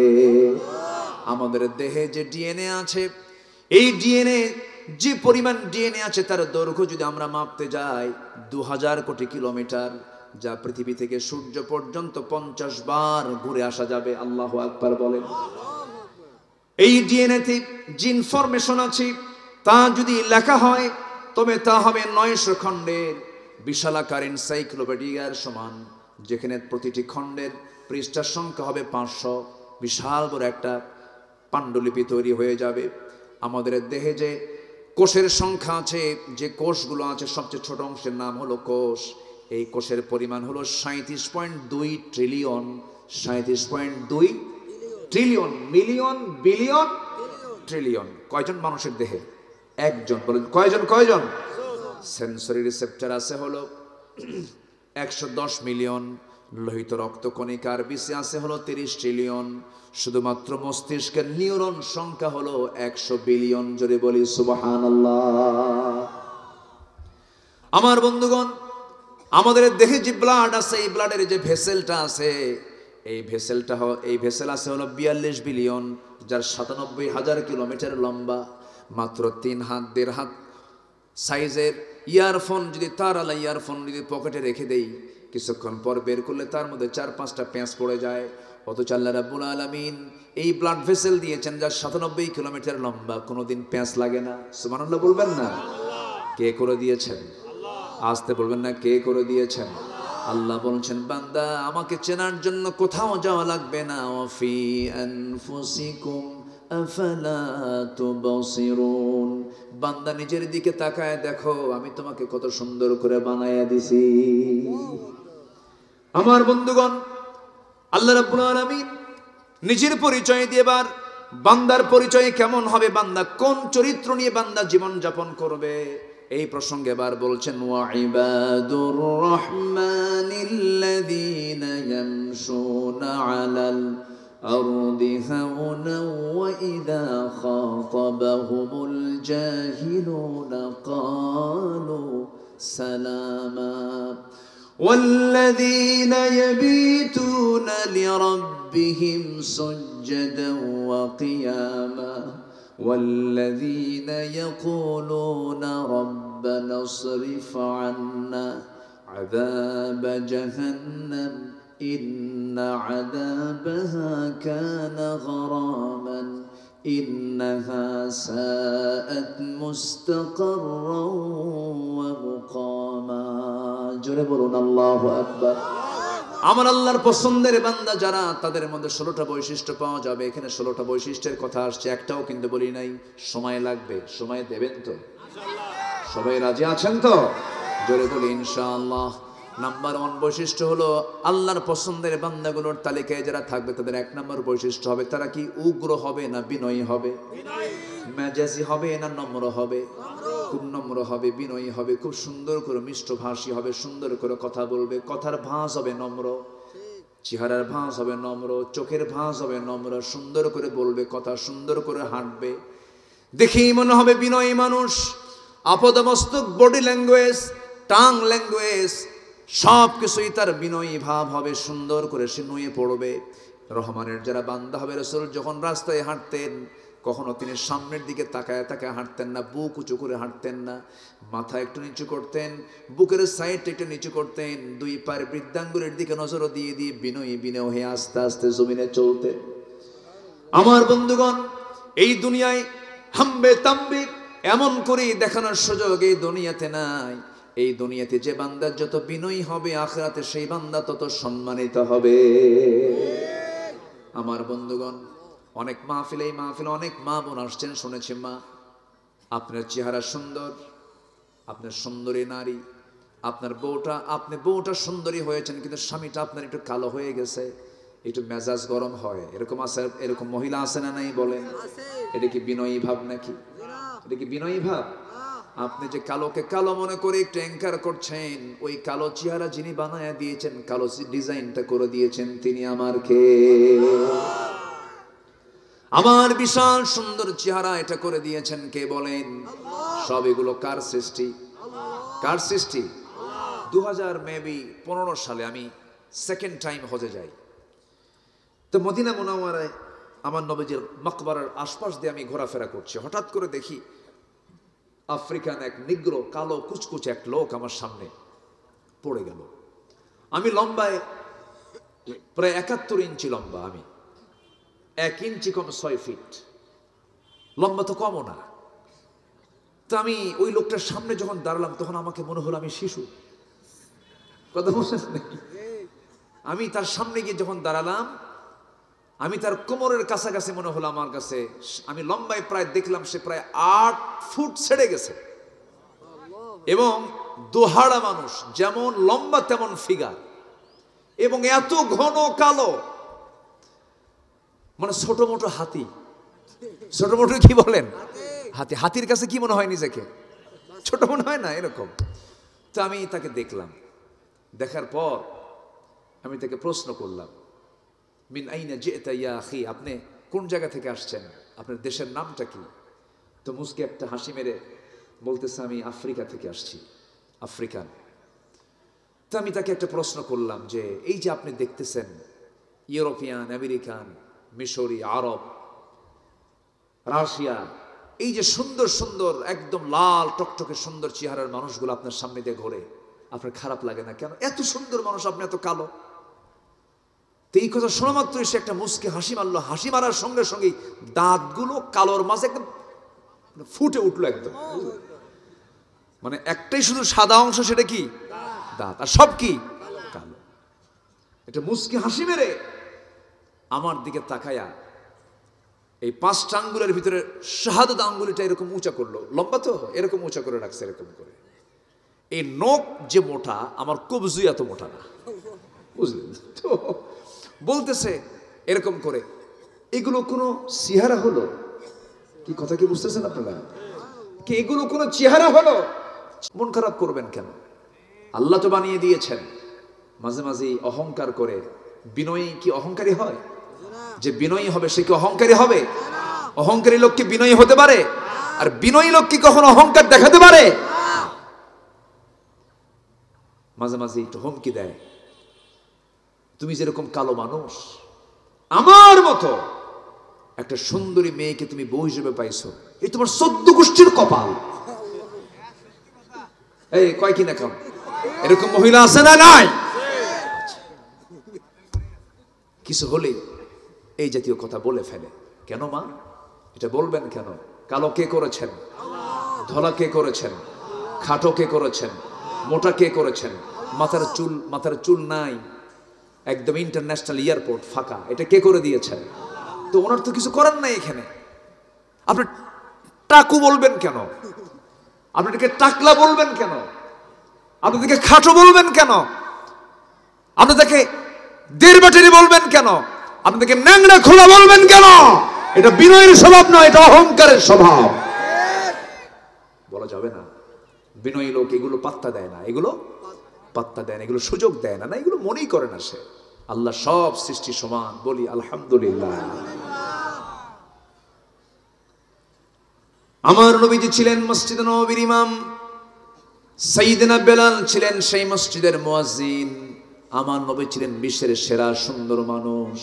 এমন সুন্দর মানুষ কিয়ামত পর্যন্ত দ্বিতীয় কোনো ব্যক্তি আর আসবে না। এত সুন্দর চেহারার মানুষ ছিলেন আমার রাসূল। তার পাশে বেলাল ছিলেন কালো কুসকুসে মানুষ, মাথার চুলগুলো খাড়া খাড়া, নাকটা মোচা, ঠোঁটটা মোটার ঠেলায় নিচের দিকে নেমে গেছে, উপরের দিকে ঠোঁট চলে গেছে, দাঁতগুলো ফাঁকা ফাঁকা। এরপরে গায়ের ভিতরে একটা আফ্রিকান লোকের ভিতরে একটা গন্ধ গন্ধ ভাব আছে, এরকম টাইপের চেহারা। চেহারার কোনো সৌন্দর্য নাই, কিন্তু রাসূল বলেছেন, ও সাহাবীরা, আমার বেলালকে কষ্ট দিয়ে কথা বলবা না, আমার বেলালকে কালো বলবা না, আমার বেলাল আমার কলিজার টুকরা, আমি বেলালকে খুব ভালোবাসি। আবার নবীজি মেরাজ করতে গেলেন, জান্নাতের ভিতরে একা একা হাঁটেন। আমার নবীজি কেমন যেন আনইজি ফিল করছেন, এমন সময় আল্লাহ পাক তার কানের ভিতরে বেলালের হাঁটার আওয়াজ ঢুকায়া দিলেন। দুনিয়াতে এসে বলছেন, বেলাল রে, তোরে দুনিয়ায় রেখে গেলাম, কিন্তু জান্নাতের মধ্যে তোর আওয়াজ শুনলাম, তুই কি আমল করিস। সাইয়েদনা বেলাল বলেন, হুজুর, আমারে আপনি দেখতে পাইছেন জান্নাতে, আমার জীবনে তেমন আমল নাই। আমার ব্যক্তিগত আমল হলো আমি কখনো ওযু ছাড়া থাকি না, ওযুর উপরে থাকি, আর ওযু যখন করি সঙ্গে সঙ্গে 2 রাকাত নামাজ আদায় করে নেই। বিনয়ী হব আমরা। আমার নবীর সময় এক সাহাবীর বিয়ে হয় না, কালো কুসকুসে মানুষ, যেখানে মেয়ে দেখতে যায় মেয়েগুলো ভয়ে দৌড় মারে, এত কালো মানুষ, পছন্দ হয় না। নবীর কাছে এসে মন মরা হয়ে আছেন, যৌবনের একটা চাহিদা আছে না নাই? এই যুবকরা মরে মরে গেছো কেন? চাহিদা আছে না নাই? এখন মনে হচ্ছে পুরুষ। যৌবনের তো একটা চাহিদা আছে। ওই সাহাবীর মনটা মরা, নবীর সামনে এসে চুপ মেরে বসে আছেন। রাসূল বলছেন, সাআদ, কি হয়েছে, তোমার মনটা খারাপ কেন? হুজুর, বহু মেয়ে দেখলাম, কেউ বিয়ে দেয় না, আমি কালো মানুষ, আমার কি বিয়ে হবে না? রাসূল বলছেন, সাহাবীরে মনক্ষুণ্ণ হইও না, আমি তোমার দায়িত্ব নিলাম, আমি তোমাকে বিয়ে দিয়ে দেব।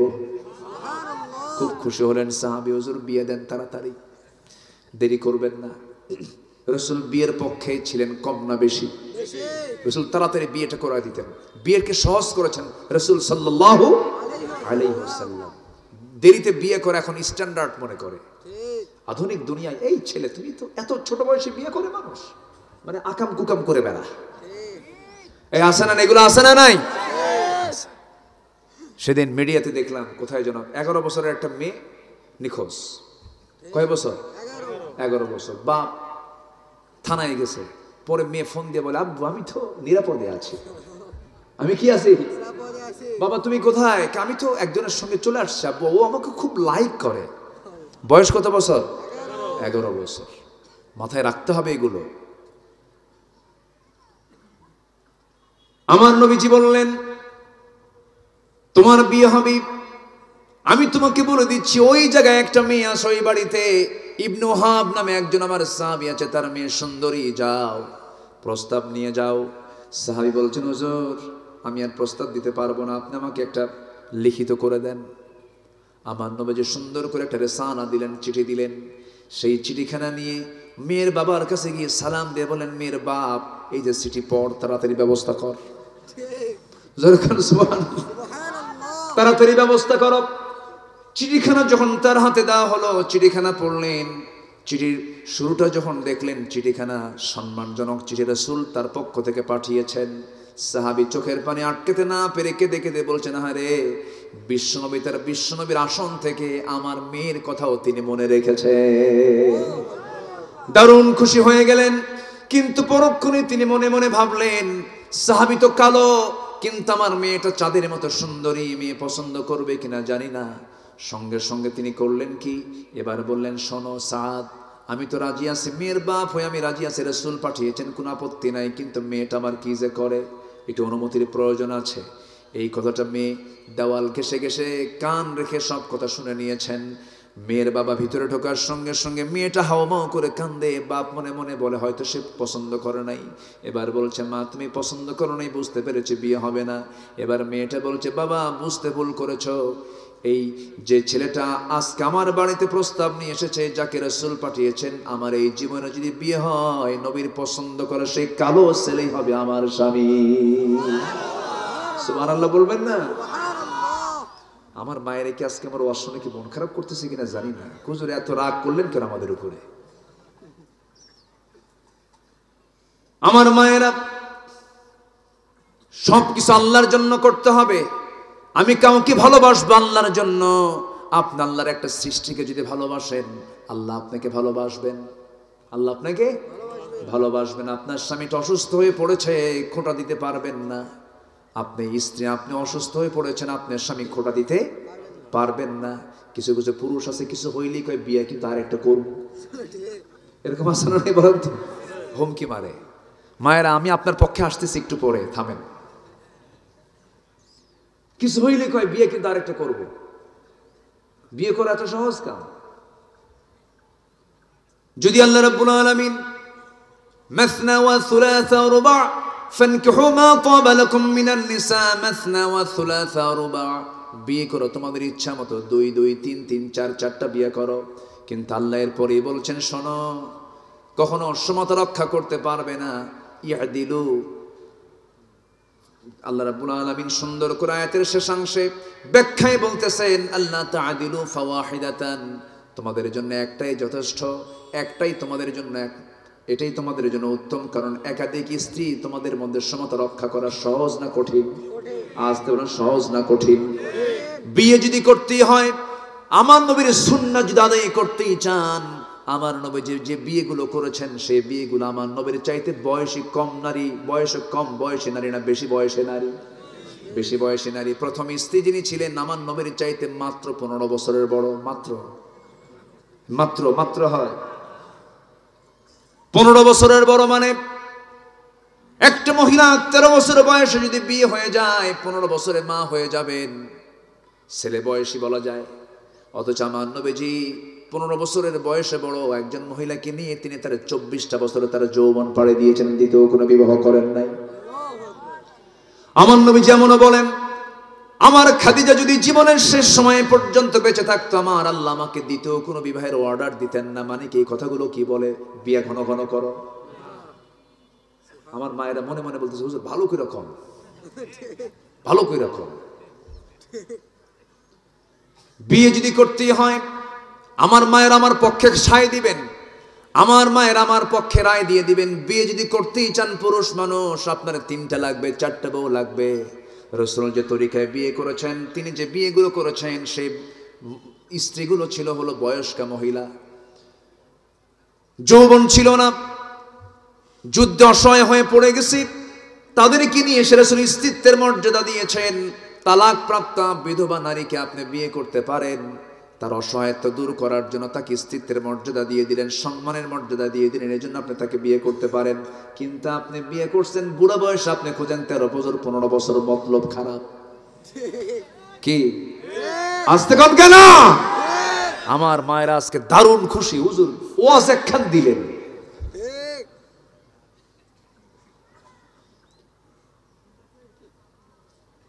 ইসলাম জেনা চায় না, ইসলাম ব্যভিচার চায় না। ইসলাম চায় ওই তালাক প্রাপ্ত মহিলা সমাজে একাকী থাকবে, ফিতনা সৃষ্টি হয়ে যাবে। বিধবা একাকী থাকবে, ফিতনা সৃষ্টি হয়ে যাবে, সেখানে গিয়ে ঝাঁকি মারবে, সেখানে ফিতনা ছড়াবে। অতএব তার চাইতে বিয়ে হওয়াটা ভালো। এখন সেই মহিলা বিয়েটা হবে কোথায়? তালাক প্রাপ্ত, যার বয়স 45-50 হয়ে গেছে, তার তো উচিত তাকে সোশ্যাল সিকিউরিটি দিয়ে তাকে কোথাও না কোথাও বরণ করে নেওয়া উচিত। এই জন্য ইসলাম এই অপশনটা রেখে দিয়েছে। কিন্তু ইসলাম যে কথা বলে, আজকে পুরুষরা বিয়ের যে হুমকি মারে, এটা কি ওই মহিলা বিয়ে করতে না, কুমারী মহিলা বিয়ে করতে? এখন আর কোনো আওয়াজ না, সব চুপ হয়ে গেছে। কি কথা বলবো, কথা বলবো? আমার মায়ের আজকে দারুণ খুশি, হুজুর আপনি আজকে মনের মতো কথা বলছেন। কিন্তু আমার মা, আপনার মধ্যেও কিছু সমস্যা আছে, একটু লাইনে আসি। কি বলবো, বলবো, কথা বলবো। স্বামী একটু অসুস্থ হয়ে পড়েছেন, স্বামীর সেবা দরকার। মাঝে মাঝেই বউটা মনে মনে বলে, বুড়া মরে না, এই আছে নাকি, আছে নাকি, এইরকম করে খোঁটা মারে, এরকম করে খোঁচা মেরে মেরে কথা এরকম বলা মহিলা মনে হয় নাই? আসতে বলবেন না, আছে না নাই? স্বামীর চাকরি আছে, ব্যবসা আছে, টাকা আছে, পয়সা আছে, খুব ভালো। এটা বিপদে পড়ে গেছে, তখন বলে অকর্মা।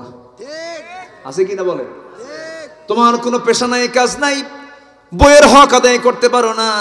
অমকের বউ দেখো কতগুলো শাড়ি কিনে আনছে, আলমারিটা কেটে দেখো ওর বাড়ির গেটটা কত সুন্দর, ও কত সুন্দর, ওর বাচ্চা কাচ্চাগুলো কত সুন্দর ঘুরতে যায়, কক্সবাজার, সিঙ্গাপুর, থাইল্যান্ড যায়। আর আমার মরা স্বামী পাইছি রে, এই স্বামীর চাইতে আমার স্বামী না হয় ভালো ছিল। এরকম খোটা মারা মহিলা আছে না নাই? সেই মহিলার জন্য আল্লাহ পাক মডেল বানিয়েছেন রহিমা আলাইহিস সালাতু ওয়াস সালামকে। ইউনূস আলাইহিস সালাতু ওয়াস সালাম, আইয়ুব আলাইহিস সালাতু ওয়াস সালাম ছিলেন অসুস্থ রোগী মানুষ। 18 বছর, কত বছর বলেন? কত বছর? 18 বছরের রোগী ছিলেন। এমন রোগ হলো তার মাথা থেকে পা পর্যন্ত ঘা দিয়া সয়লাভ হয়ে গেছে, নড়তে পারেন না, চড়তে পারেন না, দুর্গন্ধ ছড়িয়ে পড়েছে। আল্লাহ পাক তাকে এমন রোগ দিয়ে দিলেন, এলাকাবাসী তাকে সেই জায়গা থেকে বের করে দিয়েছে। তিনি জঙ্গলের দিকে চলে গেলেন, সেখানে থাকলেন 17 থেকে 18টা বছর ধরে। 4 জন স্ত্রী ছিল, 3 জন চলে গেছে। কিন্তু রহিম আলাইহিস সালাতু ওয়াস সালাম বলেন, আমার স্বামী গো, আপনি আমার সুসময়েরও স্বামী, আপনি আমার দুঃসময়েরও স্বামী। থেকে গেলাম। তিনি তার খেদমত করে গেছেন 18 বছর ধরে। আল্লাহ পাক তাকে পরীক্ষার মধ্যে ফেলে দিলেন। আইয়ুব আলাইহিস সালাতু ওয়াস সালাম শেষ পর্যন্ত আল্লাহর জিকির বলেন নাই। পোকাগুলো গিয়ে যখন তার জিহ্বা পর্যন্ত স্পর্শ করেছে, জিহ্বায় যখন ঘা চলে গেছে, আল্লাহকে বলছেন, আল্লাহ আমার সমস্ত অঙ্গ প্রত্যঙ্গ সব ঘা দিয়া ভরে গেছে, কোনো দুঃখ নাই, দয়া করে আল্লাহ তুমি আমার জিহ্বায় কোনো ঘা দিও না, কারণ আমার জিহ্বা যদি ঘাতে আক্রান্ত হয়ে পড়ে তোমার নামের জিকির আমি আইয়ুব করব কেমনে? আল্লাহ আমার জিহ্বাটা ঠিক করে দাও। আল্লাহ বলছেন, আইয়ুব রে, তোর দোয়া আমি কবুল করে নিয়েছি, তোকে আমি মঞ্জুর করে নিয়েছি। আল্লাহ রাব্বুল আলামিন সুন্দর করে তাকে আবার যৌবন শক্তি ফেরত দিয়ে দিলেন, তার সৌন্দর্য ফেরত দিয়ে দিলেন। রব্বি আন্নী মাসসানিয়াদ-দুররু ওয়া আনতা আরহামুর রাহিমিন। গোসল করলেন, সব তার সেরে গেল, সুস্থ হয়ে গেলেন। অসুস্থকে সুস্থ করতে পারেন তিনি আমার কে? আসতে বলবেন না, তিনি আমার কে? আল্লাহ পাক। আমার মা সংসার জীবনের সচ্ছলতা অসচ্ছলতা জীবনের একটা অংশ, গরিব থাকবেন একটা অংশ ফেস করবেন, সম্পদ আছে এটাও ফেস করবেন, দুঃসময় সুসময় সব জায়গায় স্বামী স্ত্রীর সম্পর্কের অবনতি হওয়া যাবে, অবনতি হওয়া যাবে, অবনতি হওয়া যাবে না, কোনো ক্রমে অবনতি হওয়া যাবে না। আমার বন্ধুগণ, আল্লাহ রাব্বুল আলামিন আরেকজন নারীর দৃষ্টান্ত দিয়েছেন, আসিয়া আলাইহিস সালাতু ওয়াস সালাম। স্বামীটা ছিল বড় বদমাইশ, কিন্তু আসিয়া আলাইহিস সালাতু ওয়াস সালাম ওই সংসার থেকেও তার ঈমানটা ছুটে গেছে না, ঈমান তার ঠিক ছিল, ঈমান তার ঠিক ছিল। আমার মা ঈমানটা যেখানেই থাকেন না কেন ঈমানটা নষ্ট করা যাবে না। আসিয়া আলাইহিস সালাতু ওয়াস সালাম যখন দিন গ্রহণ করেছেন, দিন গ্রহণ করার সঙ্গে সঙ্গে ফেরাউন টের পেয়ে গেল। ফেরাউন বলছে, আসিয়া এই মিশরের ফার্স্ট লেডি হচ্ছে তুমি আসিয়া, আমি হলাম এই ফেরাউন, আমি হলাম এই জনপদের, আমি হলাম প্রধান রাষ্ট্রপতি, তুমি হলে তার বউ। এত বড় সম্মান মর্যাদা থাকার পরও তুমি আমাকে ছেড়ে মুসার দিন কেন গ্রহণ করলে? এবার আসিয়া বলছেন, আমার স্বামী, দিন তেমন একটা বিষয়ের নাম, দুনিয়ার সব ছাড়া যাবে কিন্তু আল্লাহর দিন কখনো ছাড়া যাবে না, আল্লাহকে কখনো ছাড়া যাবে না। শেষ পর্যন্ত ফেরাউন বলে ফেলল, আসিয়া সম্পর্কের অবনতি ঘটে যাচ্ছে, তোমাকে মেরে ফেলবো। কিন্তু এবার মৃত্যুর হুমকি যখন দিয়ে দিল, আসিয়া মুস্কান হাসি মেরে বলছেন, আমার স্বামী গো, একটা কথা আমি আপনাকে জানাই দিচ্ছি, আমার প্রতি অত্যাচার যত বাড়বে আমার ঈমান তত পাকাপোক্ত হয়ে যাবে। ব্যবহার খারাপ করলেন না, বিনম্রতা নিয়ে বলছেন, আমার স্বামী গো, আমি যে দিন গ্রহণ করেছি এটা আখিরাতের জন্য গ্রহণ করেছি, আমার রবকে ছাড়বো না, আমার নবীকে ছাড়বো না। শেষ পর্যন্ত ফেরাউন বলল, আসিয়া তোমাকে আমি করাত দিয়ে চিরে 2 টুকরা করে দুনিয়া থেকে বিদায় করব। আসিয়া বলছেন, আপনি আমাকে মেরে ফেলবেন আমি বুঝতে পেরেছি, কারণ নাকের মধ্যে আমি জান্নাতের গন্ধ পেতেছি। স্বামীর সঙ্গে বিনয় আচরণ করলেন, উগ্র হলেন না, কিন্তু স্বামীর হুকুম মানলেন না, কারণ আমরা মানবো কার হুকুম? আসতে বলবেন না, কার হুকুম মানবো? শেষ পর্যন্ত আসিয়া আলাইহিস সালাতু ওয়াস সালাম করাতের সামনে পড়ে গেলেন। হামান ও ফিরআউন ও হামান, হামান সহ মন্ত্রী পরিষদ বর্গে পাশ হয়ে গেল। বুকের শত্রু, বড় শত্রু, তাকে মেরে ফেলো। মেরে ফেলার চূড়ান্ত সিদ্ধান্ত পাশ হলো, রাষ্ট্রীয়ভাবে হত্যা করা হচ্ছে। কাকে? রাষ্ট্রপতির বউকে, রাষ্ট্রপতির বউকে হত্যা করা হচ্ছে। অর্ডার দেওয়া হলো, জল্লাদ সামনে দাঁড়ায় গেল, করাত নিয়ে তার কপালের কাছে চলে গেছে। আসিয়া আলাইহিস সালাতু ওয়াস সালাম সেই সময় চুল পরিমাণ কাঁপলেন না, ভীত হলেন না, কারণ ঈমানদার একমাত্র ভয় করবে কাকে? ইসবাত কঠিন সিদ্ধান্ত নিয়ে তিনি সামনে অনর চিত্ততা নিয়ে থাকলেন। এবার তিনি দোয়া করছেন একটা দোয়া, রব্বি বিনিলি ইনদাকা বাইতান ফিল জান্নাতি ওয়া নাজ্জিনি মিন ফিরআউনা ওয়া আমালিহি। আল্লাহ গো, আমার জন্য বানায়া দাও, রব্বি বিনিলি ইনদাকা, আমার জন্য বানায়া দাও তোমার কাছে একটা ঘর, বাইতান একটা ঘর, ইনদাকা বাইতান ফিল জান্নাহ, জান্নাতের মধ্যে একটা ঘর বানায়া দাও। আমি জান্নাতে হাজার হাজার ঘর চাই না, আমি মাত্র একটা ঘর চাই, সেই ঘরটা হওয়া চাই তুমি আল্লাহ তোমার ঘরের দেওয়ালের সাথে। জোরে বলেন সুবহানাল্লাহ। ওয়ানাজ্জিনি মিন ফিরআউনা ওয়া আমালিহি, এবং তুমি আমাকে ফেরাউনের অপকর্ম থেকে আমাকে বাঁচাও, আমি তোমার কাছে যেতে চাই। আল্লাহ দোয়া কবুল হয়ে গেছে, দুই টুকরা করে তাকে শহীদ করে দেওয়া হলো। তিনি দুনিয়া থেকে বিদায় নিয়েছেন, হাসতে হাসতে দুনিয়া থেকে বিদায় নিয়েছেন, কিন্তু আল্লাহ এবং তার রাসূলকে, তার দ্বীনকে ছাড়েন নাই। জোরে কোন সুবহানাল্লাহ। আমার মায়েরা, একটা ইতিহাস বলতে নিয়ে থেমে গিয়েছিলাম। ওই যে কালো সাহাবী যখন অনুমতি পেয়ে গেছেন, বিয়ের জন্য চলে গেছেন, মেয়ের বাপ এবার বাইরে এসে বলছে, ছেলেরে, ও সাদ তোমার কপাল খুলে গেছে, আমার মেয়েও রাজি, আমিও রাজি। সাদ বলছেন, আমিও তো রাজি। সুবহানাল্লাহ বলবেন না? সব রাজি রাজি হয়ে গেছে, চলে গেছেন নবীর দরবারে, গিয়ে বলছেন, ইয়া রাসূলুল্লাহ, আজকে তো আমি সফল হলাম। কেন, কি হয়েছে? হুজুর আপনি পাঠাইছেন, ছেলের কি বলে মেয়ের বাপ রাজি, মেয়েও রাজি হয়ে গেছে, বিয়েটা হয়ে যাক তাড়াতাড়ি। আমার রাসূল বললেন, বিয়ে তো করবা, কিন্তু বিয়ে করতে গেলে তো টাকা পয়সার প্রয়োজন হয়। টাকা পয়সা আছে নাকি? হুজুর টাকা পাবো কোথায়, গরিব মানুষ, তাহলে তো বিয়ে করবা কেমনে? মহরণের টাকা দিতে হবে, টাকা সংগ্রহ করো। হুজুর টাকা সংগ্রহের দায়িত্ব যদি আপনি আমাকে দিয়ে দেন, আমার জীবনে বিয়ে হবে না। হুজুর বিয়ের দায়িত্ব যখন আপনি নিয়েছেন, টাকাটা আপনি দেন, বিয়ে আমি করি।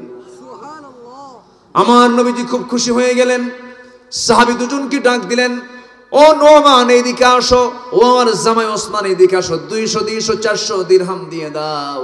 400 দিরহাম দিয়া আমার নবী তার হাতের মধ্যে দিয়ে বলছে, যাও বাজার করে আসো, বিয়ের বাজার করে আসো। বিয়ের বাজার করতে গেছেন, বাজার শুরু করেছেন। এমন একটা সময় এক মুজাহিদ এসে বলছে, সাহাদেরে, বিয়ের বাজার তো করতেছো, তুমি কি জানো জিহাদের ডাক এসেছে? জিহাদের ডাক চলে আসছে, কি করবা বলো? কিছুক্ষণ মাথা নিচু করলেন, পরক্ষণই ভাবলেন বীর পিড়িতে বারবার পড়তে পারবো, কিন্তু এই জিহাদের ডাক তো আমার জীবনে না আসতে পারে, জিহাদে অংশগ্রহণ করা দরকার। ওই 400 দিরহাম দিয়ে বিয়ের বাজার না করে তিনি যুদ্ধের বাজার করলেন, ঘোড়া কিনলেন, তরবারি কিনলেন, যুদ্ধে ঝাঁপিয়ে পড়লেন। আল্লাহর ফয়সালা, যুদ্ধে অংশগ্রহণ করে যুদ্ধে তিনি শাহাদত বরণ করে তিনি জমিনে পড়ে থাকলেন। নবীর কাছে সংবাদ চলে গেল, হুজুর সাদ তো দুনিয়াতে নাই। কোন সাদের? সাহাবীরা বলো, যে সাদের বিয়ের কথা গতকালকে ছিল। আমার নবীজি আবেগটাকে ধরে রাখতে পারলেন না, দৌড় মেরে তিনি জিহাদের ময়দানে চলে গেছেন, যেখানে তার লাশ পড়ে আছে। দেখতে পেলেন মাথার চুলগুলো লম্বা লম্বা চুলে রক্ত ভরে আছে, মস্তকটা ছিটকে পড়ে আছে। রাসূল তার চেহারার দিকে তাকালেন, মাথায় হাত দিলেন, মুস্কি মুস্কি হাসি মারলেন, আবার তিনি চোখের পানি ফেলে ফেলে কাঁদতে লাগলেন। সাহাবীরা বলছেন, ইয়া রাসূলুল্লাহ, আপনি একবার হাসেন একবার কাঁদেন, এর কারণটা কি? রাসূল বলছেন, কাঁদতেছি এজন্য আমার সাদের জন্য সব বিয়ের আয়োজন সম্পূর্ণ করলাম, কিন্তু আমার সাদ বিয়ে করতে পারলো না, এই জন্য কান্দি। আর হাসার কারণ হলো, আমি সাদকে দেখতেছি জান্নাতের হুরগুলো তাকে টানাটানি করে বেহেশতের দিকে নিয়ে চলে যেতেছে। আমার নবীজি বলেন, সাহাবীরা এই মহিলাকে নিয়ে যাও, জানাজার আয়োজন করো। জানাজা কেউ পড়াবে না, আমি রাসূল নিজে জানাজা পড়ায় দেব। জানাজায় হাজির হলেন রাসূল, জানাজা পড়ায় শেষ করলেন। এরপরে বলছেন, সাহাবীরা আমার এই সাহাবীর জানাজা যে আমরা পড়লাম, জানাজার এই আমার মুজাহিদের সাদের যে জানাজা পড়লাম, এই সাদের সঙ্গে যার বিয়ের কথা ছিল, সেই মহিলাটা কোথায়? হুরে মদিনাটা কোথায়? তাকে ডেকে আনো তো। জানাজা সম্পূর্ণ হওয়ার পরে সেই মহিলাকে ডেকে আনা হলো। রাসূল বলছেন, হুরে মদিনারে, আজকে যদি আমার সাদ বেঁচে থাকতো, তোমার সঙ্গে তার বিয়ে হয়ে যেত, কিন্তু আমার সাদ বিয়ের বাজার না করে জান্নাতের বাজার করে দুনিয়া থেকে বিদায় হয়ে গেছে। ওরে হুরে মদিনা, মদিনার সুন্দরী মহিলা, তার স্মৃতিকে ধরে রাখার জন্য তার পক্ষ থেকে আমি তোমাকে তার বাজার করা যুদ্ধের ঘোড়ার তরবারি আমি তার পক্ষ থেকে তোমাকে হাদিয়া স্বরূপ দিয়ে দিলাম। মহিলা সন্তুষ্ট চিত্তে বাড়ির দিকে চলে গেল, আমার ওয়াজও শেষ হয়ে গেল। কি করব? চালাবো চালাবো? জোরে বলি ইনশাআল্লাহ, জোরে বলি ইনশাআল্লাহ। জিকির করি লা ইলাহা, আরো জোরে লা ইলাহা,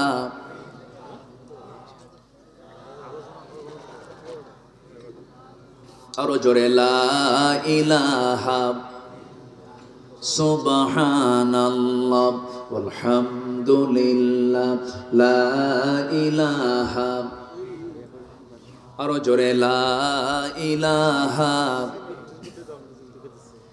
লা ইলাহা ইল্লাল্লাহু মুহাম্মাদুর রাসূলুল্লাহ সাল্লাল্লাহু আলাইহি ওয়াসাল্লাম। একজন আল্লাহর পছন্দের বান্দার বৈশিষ্ট্য হলো 16টা। বলছি মাত্র কয়টা? কয়টা বলছে বলেন? কেন নুরু ওয়াজ কি শেষ না শুরু? তাই তো, তাহলে একটু 2-3 রাত হলে ভালো হয়, তাই না? 2-3 রাত হলে ভালো হয়। জি, আপনাদের কষ্ট হচ্ছে কিনা জানি না। মায়েরা কি আছে? মায়েরা আছে? মায়েরা মাহফিলে আসে মাশাআল্লাহ। আমি শুনেছি মাহফিলের পুরুষের চাইতে মেয়েরা 3-4 গুণ বেশি। বলি আলহামদুলিল্লাহ। কিন্তু এলাকার মায়েরা কি মার্কেটে যায়? মার্কেটে যায়? ভালো, কি বলবো আর। কোন মহিলা যদি একা হজে যেতে চান, তার কি হজ হবে? কেন হবে না? হজ কি ফরজ না? কেন হবে না? একটা ফরজ কাজ, ফরজ ইবাদত, একটা ফরজ ইবাদত যদি আল্লাহ পাক শর্ত জড়িয়ে দেন, কি অবশ্যই একজন মুহরম, একজন মাহরাম সাথে নিতে হবে। ছেলে, বাবা, ভাই, স্বামী, ভাগিনা, ভাতিজা, নাতি, এরকম যার সঙ্গে বিয়ে জায়েজ নাই, এরকম পুরুষ অথবা তার স্বামী সঙ্গে যেতে হবে হজ। আর হজের মতো ইবাদতে যদি এই কন্ডিশন থাকে, মার্কেটে যাওয়া তো ওয়াজিব। ওয়াজিব আপনি যাবেন, যান, সমস্যা নাই। আপনি স্বামীকে সাথে নিয়ে যান, বোরকা পরে যান। আপনি কোড মানেন, আপনি পদ্ধতি মানেন। আপনি একা একা যাবেন কেন? আপনি একা বলে তো বিপদে পড়ে যাবেন। কি হয়েছে? বাবারে খুঁজে পাচ্ছে না? আব্বু সমস্যা নাই তো, আমি আছি তো, সমস্যা নেই। জাহাঙ্গীর আলম বাবা, তার ছেলে কাঁদতেছে একা একা, আসো তো আব্বু।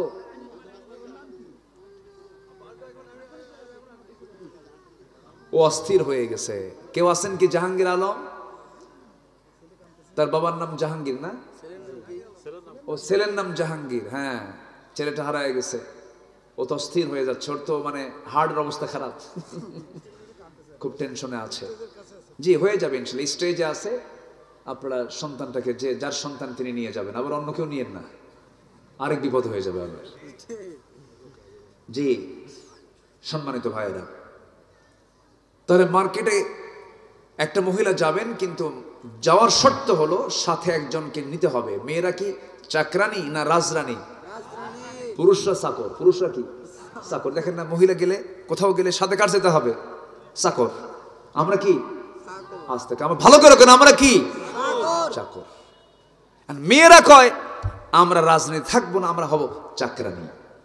কি কথা বোঝেন নাই? মানে পদোন্নতি না নিয়া কি নাই, নিচের পদে ডিমোশন, মানে প্রমোশন না ডিমোশন চায় তারা। রাজরানীর মতো চলবে তারা। তাদেরকে স্বামী দেখবে, ভাই দেখবে, বাবা দেখবে। দায়িত্ব হচ্ছে পুরুষের তাকে দেখা। মেয়ে বলে না, আমার কি অধিকার নাই? সমান অধিকার। কি অধিকার? সমান অধিকার। চলে গেল মার্কেটে ঢং ঢং করে, গায়ে কাপড় চোপড় নাই, মাথায় চুল ছেড়ে দেওয়া, মাথায় কোনো ওড়না নাই, পরনের কাপড় চোপড় নাই বললেই চল, অর্ধলগ্ন পোশাক, লাল শাড়ি, লাল লিপস্টিক, গালে আটা ময়দা লাগায়া। গালে কি লাগায়? আটা ময়দা লাগায়। এরপরে কপালের মধ্যে টিপ লাগায়া, ভ্যানিটি ব্যাগ নিয়ে হাই হিল পরে চললো ছুটলো মার্কেটের দিকে। দোকানদারের সামনে গিয়ে ঠ্যাঙের উপরে ঠ্যাং তুলে দিয়ে দোকানদারকে লক্ষ্য করে বলে, ভাইয়া এই আছে না নাই, একটা শাড়ি দেখানো যাবে কি? মানে এত সুন্দর তার মাখরাজের সিফাতের শব্দ চয়ন, দোকানদার তো চিত হয়ে পড়ে আছে। হ্যাঁ, দোকানদার ভাষা শুই না, ওর সেন্স নাই। শাড়ি একখান বের করে নিজের গায়ে লটকা দিয়ে বলে, আপা এই শাড়ি কিন্তু আপনাকে দারুণ মানাবে। ওটা আরেক বদমাইশ আছে কিনা? এগুলো সব হচ্ছে শয়তানের কারখানা। এগুলো সব কার কারখানা? শয়তানের কারখানা। শয়তান এগুলোকে প্রমোট করে, সে ফাহেশা কাজকে প্রমোট করে। ইদানিং কিছু রিসোর্ট বের হয়েছে, হোটেল, বিভিন্ন গ্রামের ভিতরে, পাড়ার ভিতরে, বিশাল মাঠ, গ্রামকে গ্রাম, শুধু ধান আর ধান। ওর মাঝখানে ছোট্ট কবুতরের ঘরের মতো ছোট্ট ছোট্ট খোপ খোপ খোপ খোপ এরকম কিছু হোটেল আছে না নাই বলেন তো? সেখানে শুধু রেখে দিয়েছে দুটা করে সিট। কটা করে সিট? তিনটা সিট না, কটা করে সিট? ওই দুই সিটে কে বসবে বলেন? কে কে বসবে ওই জায়গায়? দুই ফেরেশতা বসবে নাকি?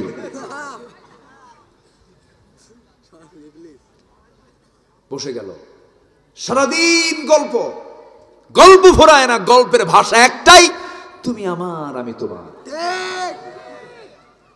সব ভালোবাসা বিয়ের আগে হয়ে শেষ। বিয়ের আগে তো সব ভালোবাসা করে শেষ করছে, প্রেম ট্রেম সব শেষ। বিয়ের আগের মুহূর্তে যখন মেয়ে বলে আমারে বিয়ে করবে না, দেখো আমার খুব সমস্যা, এই আছে না নাই বলেন তো? আছে না নাই? আমার মা বোন ঠকো না, ঠকা যাবে না, এগুলো করো না, ঠকবা কিন্তু। পুরুষ খুব খারাপ, পুরুষরা কিন্তু বদমাইশ আছে, মহিলারা খুব ভালো। হ্যাঁ, যেহেতু আমি পুরুষ, আমি তো আর নিজেকে ভালো বলতে পারবো না, তাদের কি ভালো বলি? শেষে যখন পুরুষ বলে না আমার সমস্যা, আমার বাড়িতে সমস্যা, এই সমস্যা ওই সমস্যা, আমার বাবা বিয়ে করাবে না এখন, আছে না নাই বলেন তো? আছে। শেষ পর্যন্ত মেয়ে করে কি জানেন? ওই শার্ট ধইরা কয়, এতদিন কি করলি? আছে কিনা বলেন? প্রকাশ্যে দিবালোকে কুকুরের মতো, কুকুরের মধ্যে কোনো লজ্জা আছে? লজ্জা আছে? লক্ষ লক্ষ হাজার হাজার লোকের সামনে কলার ধরে টেনে বের করে নিয়ে এসে কয়, হারামজাদা বিয়ে কর। ঠিক কিনা? আছে না নাই? ওই বিয়েতে কোনো রহমত হবে? সব প্রেম তো আগেই করছে, বিয়ের পর আর কোনো মহব্বত থাকে না, তখন হয় কিলেকিলি। তখন কি হয়? কিলেকিলি। বিয়ের আগে কোনো রিসোর্টে যাবা না, নোংরামি করো না, এগুলো লাভ নাই, এগুলো লস প্রজেক্ট। যুবকরা জীবন গড়ো, আল্লাহওয়ালা হও, নামাজ পড়ো 5 ওয়াক্ত। কয় ওয়াক্ত নামাজ? 5 ওয়াক্ত নামাজ আমরা পড়বো। সবাই পড়তে রাজি আছেন তো? কারো কি নামাজ কাজা হবে? একটু হাত তুলে দেখেন তো দেখি, জোরে বলি ইয়া আল্লাহ, আমাদেরকে করার তৌফিক তুমি আল্লাহ দিয়ে দাও। জোরে বলি আমিন, আরো জোরে আমিন, আরো জোরে আমিন। নিজের বোন, নিজের মা, নিজের মেয়ে পর্দায় থাকার দরকার আছে না নাই? মেয়েদের মাথা থেকে পা পর্যন্ত ঢাকতে বলেছেন তিনি কে? ভাইরে, এই যে ভাই ভাই ভাই ভাই ভাই কই? বসেন বসেন বসেন, ইজলিস বসেন, আমি শেষ করে দেব। বসেন, যে একটু বসেন। আমি খুবই আনন্দিত যে ধোপাদির এই ময়দানে একটা লোক নড়েন নাই। আলহামদুলিল্লাহ বলেন, আলহামদুলিল্লাহ। বসুন, আরেকটু সময় আমি শুধু পয়েন্ট আকারে কথাগুলো বলি, আমি শেষের দিকে যাব। আমার বন্ধুগণ, আল্লাহর যারা বিনয়, আল্লাহর যারা পছন্দের বান্দা হবে, তার 1 নাম্বার হবে উগ্র না বিনয়ী? বিনয়ী হবে। নাম্বার 2 হলো ওয়াইদা খাতাবাহুমুল জাহিলুনা ক্বালু সালামা। নাম্বার 2 হলো যারা জাহেল লোক হবে, জাহেল লোকের সঙ্গে তারা তর্ক বিতর্ক করবে না, অযথা তর্ক করে সময় নষ্ট করবে না। কারণ মূর্খের সাথে জাহেলদের সঙ্গে কথা বললে নিজের সম্মান চলে যায়। শুধু সালামটা দিয়ে সেখান থেকে বিদায় হওয়া, এটা হচ্ছে আল্লাহর পছন্দের বান্দাদের গুণ এটা। আমরা তর্ক করব না, সালাম দেব। বলেন বলেন বলেন বলেন, তর্ক করব না, সালাম দেব, সালাম দেব। নাম্বার 3 হলো ওয়াল্লাযীনা ইয়াবিতুনা লিরাব্বিহিম সুজদান ওয়া কিয়ামা। রহমানের যারা বান্দা, আল্লাহর পছন্দের যারা বান্দা, তারা রাত জেগে জেগে তারা আল্লাহর প্রেমে তারা কাঁদবে, চোখের পানি ফেলে ফেলে কাঁদবে। আমার বন্ধুগণ সেজদা দেবে, সেজদা দেবে, কিয়াম করবে। এবং তারা কি করবে? রব্বানা সরিফ আন্না আযাব জাহান্নাম ইন্না আযাবাহা কানা গরামান ইন্নাহা সাআত মুস্তাকাররান ওয়া মুকামা। জাহান্নাম এত ভয়ঙ্কর, জাহান্নামের নাম শুনলে সাহাবে কেরাম কাঁদতে কাঁদতে অস্থির হয়ে যেতেন। আমার নবীজি যখন জাহান্নামের আয়াতগুলো বলতেন, অবলীলায় চোখের কোনা বেয়ে বেয়ে টপ টপ করে পানি পড়তো, রাসূল কাঁদতেন, সাহাবীরাও কাঁদতেন। এত ভয়ঙ্কর জাহান্নাম, জাহান্নামটা এত উত্তপ্ত হবে, জাহান্নামটার আগুনটা এত উত্তপ্ত হবে। আল্লাতী তাত্তারিউ আলাল আফইদা। আমার বন্ধুগণ, অন্তরগুলো, এই আফইদা অন্তরগুলো সব টকবক করতে থাকবে আগুনে। এমন ভয়ঙ্কর জাহান্নাম মহান রব্বুল আলামিন রেখে দিয়েছেন। এই যে সূর্য দেখি আমরা, এই সূর্য যদি জাহান্নামের মুখে ছেড়ে দেওয়া হয়, অবলীলায় সূর্য জাহান্নামের মধ্যে হেরে যাবে। এত ভয়ঙ্কর জাহান্নাম। সেই জাহান্নাম থেকে যারা আল্লাহর পছন্দের বান্দা, বাঁচার জন্য রাতের বেলা কেঁদে কেঁদে আল্লাহকে বলবে, আল্লাহ জাহান্নাম থেকে আমাকে বাঁচায় দাও। নাম্বার 4 চলে গেল। নাম্বার 5 হলো যারা বিনয়ী বান্দা হবে, তারা কখনো অপচয় করবে না, তারা কখনো কি করবে না? অপচয় করবে না। ওয়াল্লাযীনা ইযা আনফাকু লাম ইউসরিফু ওয়া লাম ইয়াকতুরু ওয়া কানা বাইনা যালিকা কাওয়ামা। রহমানের যারা পছন্দের বান্দা, তারা কখনো বিনয়ী, তারা কখনো অপচয়কারী হবে না। টাকা আছে, পয়সা আছে, একটা গাড়ি যথেষ্ট, সেখানে শুধু গাড়ির মডেল চেঞ্জ করতে করতে কোটি কোটি টাকার খরচ করে ফেলে। এমন কিছু হাওয়ার ধনী আমার দেশে আছে না নাই? আসতে বলবেন না, আছে না নাই? আপনি হাজার হাজার কোটি টাকার মালিক হতে পারেন, কিন্তু সম্পদ আপনার কাছে আল্লাহ আমানত দিয়েছেন, অপচয় করার কোনো ক্ষমতা আপনার নাই। একজন ধনী সাহাবী ছিলেন সাইয়েদনা ওসমান রাদিয়াল্লাহু তাআলা আনহু, নবীর জামাই। নবীর কি জামাই? এক জামাই ছিলেন সবচেয়ে ধনী মানুষ মক্কার, আবার আরেকজন জামাই ছিলেন সবচেয়ে বড় ফকির, সবচেয়ে বড় ফকির। নবীজি তো সম্পদ দেখে বিয়ে দেন নাই, অর্থ দেখে বিয়ে দেন নাই, রাসূল বিয়ে দিয়েছেন হলো তাকওয়া দেখে। আমার বন্ধুগণ, ওসমান জিন্নুরাইনকে আল্লাহ রাসূল 2টা মেয়েকে দিয়েছিলেন। একটা মেয়ে মারা যায়, তারপর আরেকটা মেয়েকে তার হাতে তুলে দেন। আবার আমার নবীর সবচেয়ে কাছের দুলালি, সবচেয়ে আদরের মেয়ে ফাতিমাকে তিনি তুলে দেন একজন গরিব সাহাবীর সাথে, সাইয়েদনা আলী রাদিয়াল্লাহু তাআলার সাথে তিনি বিয়ে দিয়ে দেন। টাকা দেখে বিয়ে দেন নাই, সম্পদ দেখে বিয়ে দেন নাই। তবে হ্যাঁ, প্রশ্ন আসতে পারে, তাহলে জিন্নুরাইন, ওসমান জিন্নুরাইনের সঙ্গে তিনি বিয়ে দিলেন না, রাসূল সম্পদ দেখে বিয়ে দেন না। দেখেন কেমন ধনী তিনি। সাইয়েদনা ওসমান বলছেন, ইয়া রাসূলুল্লাহ, আমি আপনার কাছে আজকে একটা দোয়ার জন্য আসছি। কি দোয়া? হুজুর, আমি যেন গরিব হই। আমি যেন কি হই? আচ্ছা বলেন তো, কোন ধনী কি দোয়া চায়? এরকম ধনী পাইছেন আপনারা কখনো? যে কোন একটা ধনী গ্রুপ অফ ইন্ডাস্ট্রিজের মালিক এসে মাহফিলে এসে বললো, হুজুর আপনি একটু দোয়া করেন, কালকের মধ্যে যেন আমি ফকির হই। এই দোয়া কেউ চায় না। কিন্তু এমন ধনী তিনি। সাইয়েদনা ওসমান নবীর কাছে এসে বলছেন, ইয়া রাসূলুল্লাহ, আমার মন চাচ্ছে আপনি আমার জন্য দিল থেকে দোয়া করে দিন, আমি যেন ফকির হয়ে যাই। রাসূল বলছেন, কেন ওসমান এমন করে দোয়া চাও কেন? হুজুর, এত বড় দায়িত্ব আমার ভালো লাগে না। এই সমস্ত হিসাবগুলো করতে করতে আমার দিনটা চলে যায়, আমার বড় কষ্ট হয়। আপনি আমার জন্য দোয়া করেন, আমি যেন ফকির হই। রাসূল বলেন, আমি একটা প্রশ্ন করব। কি প্রশ্ন? ওসমান, তুমি যখন উটের পিঠে চড়ে থাকো, উটের পিঠে যখন আরোহণ করো, সেই সময় তোমার যদি খাদ্যের প্রয়োজন হয়, কেমন করে খাও বলো তো? সাইয়েদনা ওসমান জিন্নুরাইন বলছেন, হুজুর, উটের পিঠে যখন উট চলতে থাকে, তখনও যদি আমি খাইতে বসি, উটের পিঠে আমি বসেছি খাওয়ার জন্য, ওই সময়ে যদি খাবার গ্রহণ করতে নিয়ে যদি হঠাৎ করে সেই খাবার থেকে যদি একটা দানাও যদি জমিনে পড়ে যায়, ওই সময় আমি করি কি, ঘোড়াটাকে থামায়া দিয়া, ঘোড়াটাকে বসায়া দিয়া, ওই পড়ে যাওয়া দানাটা হাতের মধ্যে তুলে পানি দিয়ে ধুয়ে সেই খাবারটা আবার খেয়ে নেই, অপচয় করি না। রাসূল বলছেন, ওসমান তোমার জন্য দোয়া করো, কাম হবে না, সম্পদ আরো হবে। যাও, জোরে বলে সুবহানাল্লাহ। সম্পদ হতে কি কোনো বাধা আছে? কিন্তু সম্পদ হতে হবে অবৈধ না বৈধ? অবৈধ না বৈধ? বৈধ। আমার বন্ধুগণ, ব্যবসা তো বহু আছে। এই যশোরে মনে হয় মদের দোকানদার নাই। আসতে কয় মদের দোকানদার মনে হয় কি আছে? আছে আছে। আচ্ছা, মদের দোকানদার যদি থাকে তবে কাস্টমার একটাও নাই। কাস্টমারও আছে না নাই বলেন? তাহলে মদের দোকানদারও আছে, আবার কাস্টমারও আছে। আবার এই যশোর জেলায় বুঝি যৌনকর্মী নাই। আসতে কয় যৌনকর্মী আছে না নাই? লাইসেন্সওয়ালা, কিওয়ালা? লাইসেন্সওয়ালা যৌনকর্মী। সে যদি আপনি তাকে বাধা দিতে যান, সে কার্ড দেখায় বলবে বেশি মালাফালাফি করবি না, থানায় দেবো তোর। আমি একজন বৈধ লাইসেন্সধারী সেক্স ওয়ার্কার, আমার সঙ্গে কোনো কথা বলতে পারবি না। আছে না? আছে না কিনা বলেন? আছে। সবই তো ব্যবসা। কিন্তু আল্লাহ বলছেন কামাই করো, কোনো সমস্যা নাই, কিন্তু অবৈধ কামাই করা যাবে না। হারাম পন্থায় কোনো ইনকাম করা যাবে না, বৈধ পন্থায় ইনকাম করতে হবে। বৈধ পন্থায় ইনকাম করে যদি সৎ ব্যবসায়ী হতে পারো, রাসূল বলছেন সৎ ব্যবসায়ী এবং আমি রাসূল জান্নাতের মধ্যে 2 নখের দূরত্ব, আমরা দুজন মিলে জান্নাতে থেকে যাব। আবার রাসূল আরেক মেয়েকে বিয়ে দিয়েছেন। মায়ের আসছে তো, মাদের ব্যাপারে একটু কথা বলি, তাই না?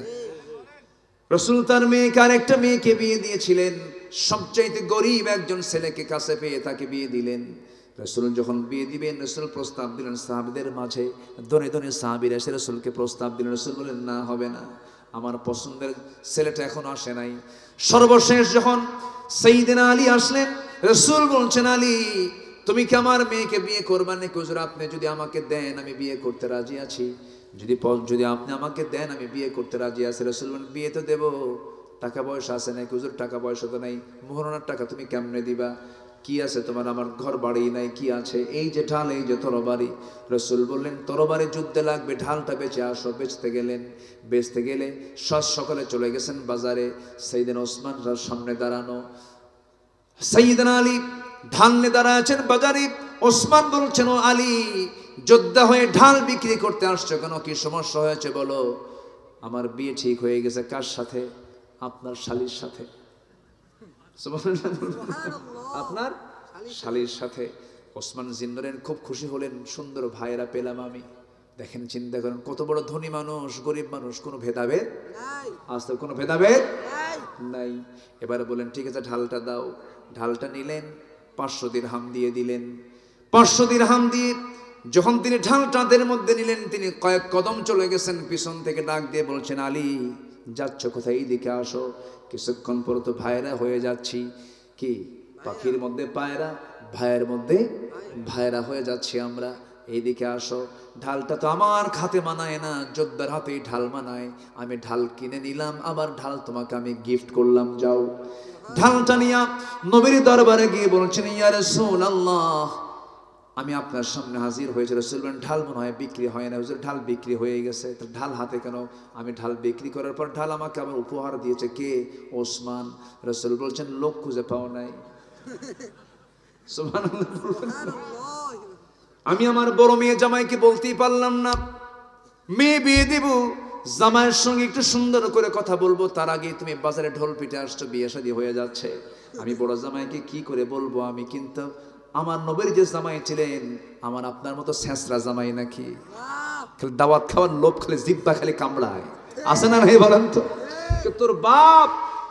তোর বাপ আমার শালীর বিয়ে ঠিক করলো, আমারে বললো না যা, ওই বাড়ি যাওয়া বন্ধ আমার। এই আছে না? আছে না? আমার নবীর জামাই তো এরকম ছেঁচড়া জামাই না। রাসূল বিয়ে দিলেন।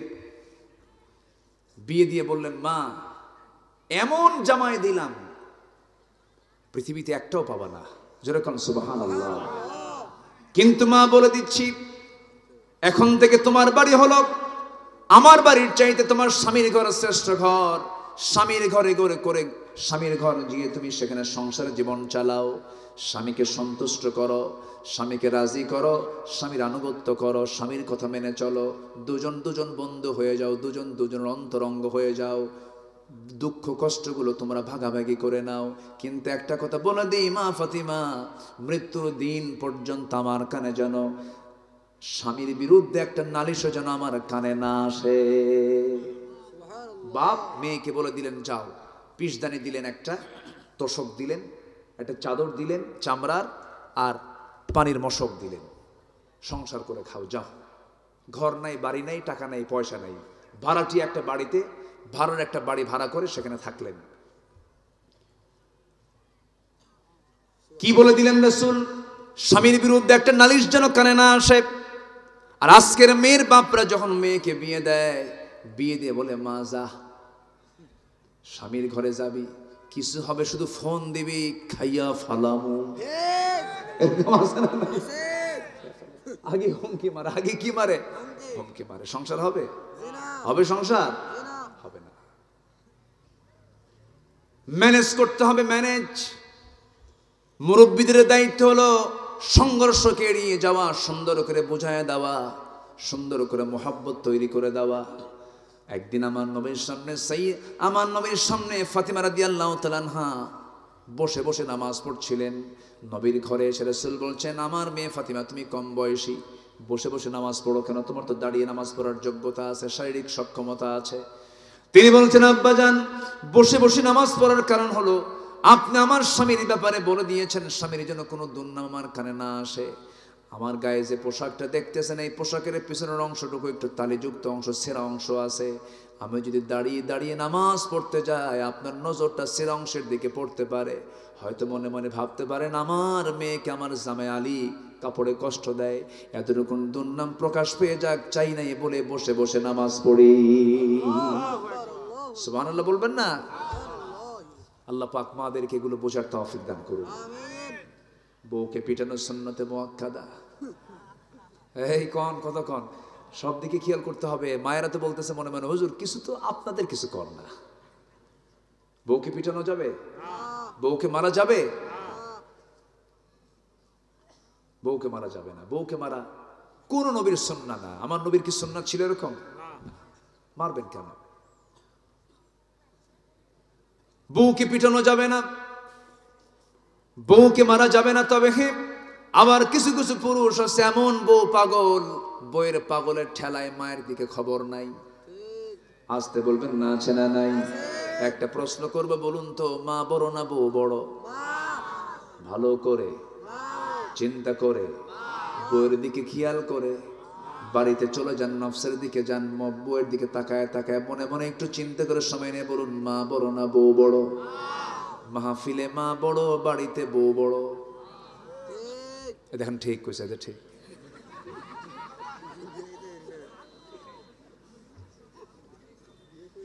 বাস্তব তো।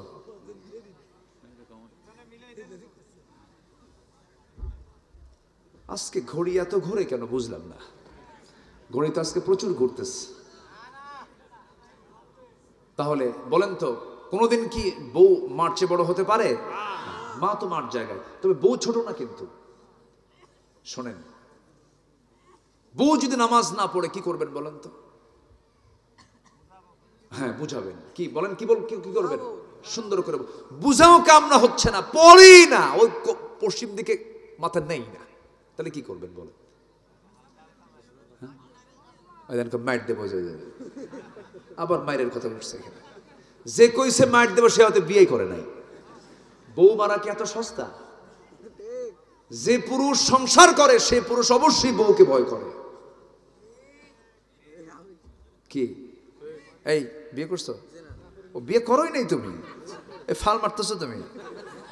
আচ্ছা, যার বউ আছে অবশ্যই সে বউকে ভয় করে। বউকে না ভয় করলে কি সংসার হবে? সংসার হবে না।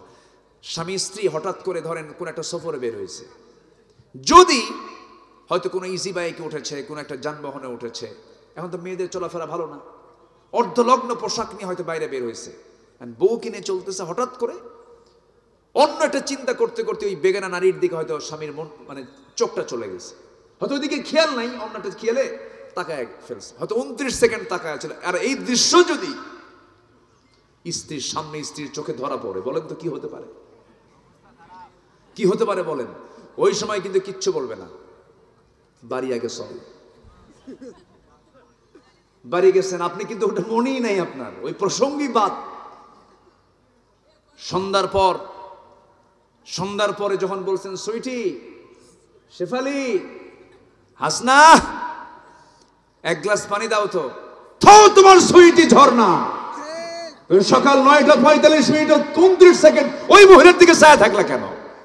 কি ঠিক কিনা এখন? তোমার নজর আগে ঠিক করো। কি আমি কি ভুল বলতেছি? বউকে না ভয় করলে আপনি সংসার করবেন কেমনে? বউকে সবাই ভয় করে, আবার বউ স্বামীকে ভয় করে। ভয় না, এটা সম্মান। এটা কি বলেন তো? সম্মান। আমার বন্ধুগণ, বিনয়ী হতে হবে সব জায়গায়। উগ্রতা কোথাও দেখানো যাবে না। বিনয়ী হব আমরা। অজ্ঞদের সঙ্গে তর্ক বিতর্ক করব না। রাত জেগে জেগে সেজদা কিয়াম করব। জাহান্নাম থেকে বাঁচার জন্য চেষ্টা করব। অপচয় করব না। মিতব্যয়ী হব। নাম্বার 7 হলো আল্লাহ ব্যতীত কাউকে ডাকবো না। ডাকবো কাকে? একটু জিকির করি, লা ইলাহা। গরম পানি আছে না? গরম পানি বলছে। আরো জোরে লা ইলাহা, আরো জোরে লা ইলাহা,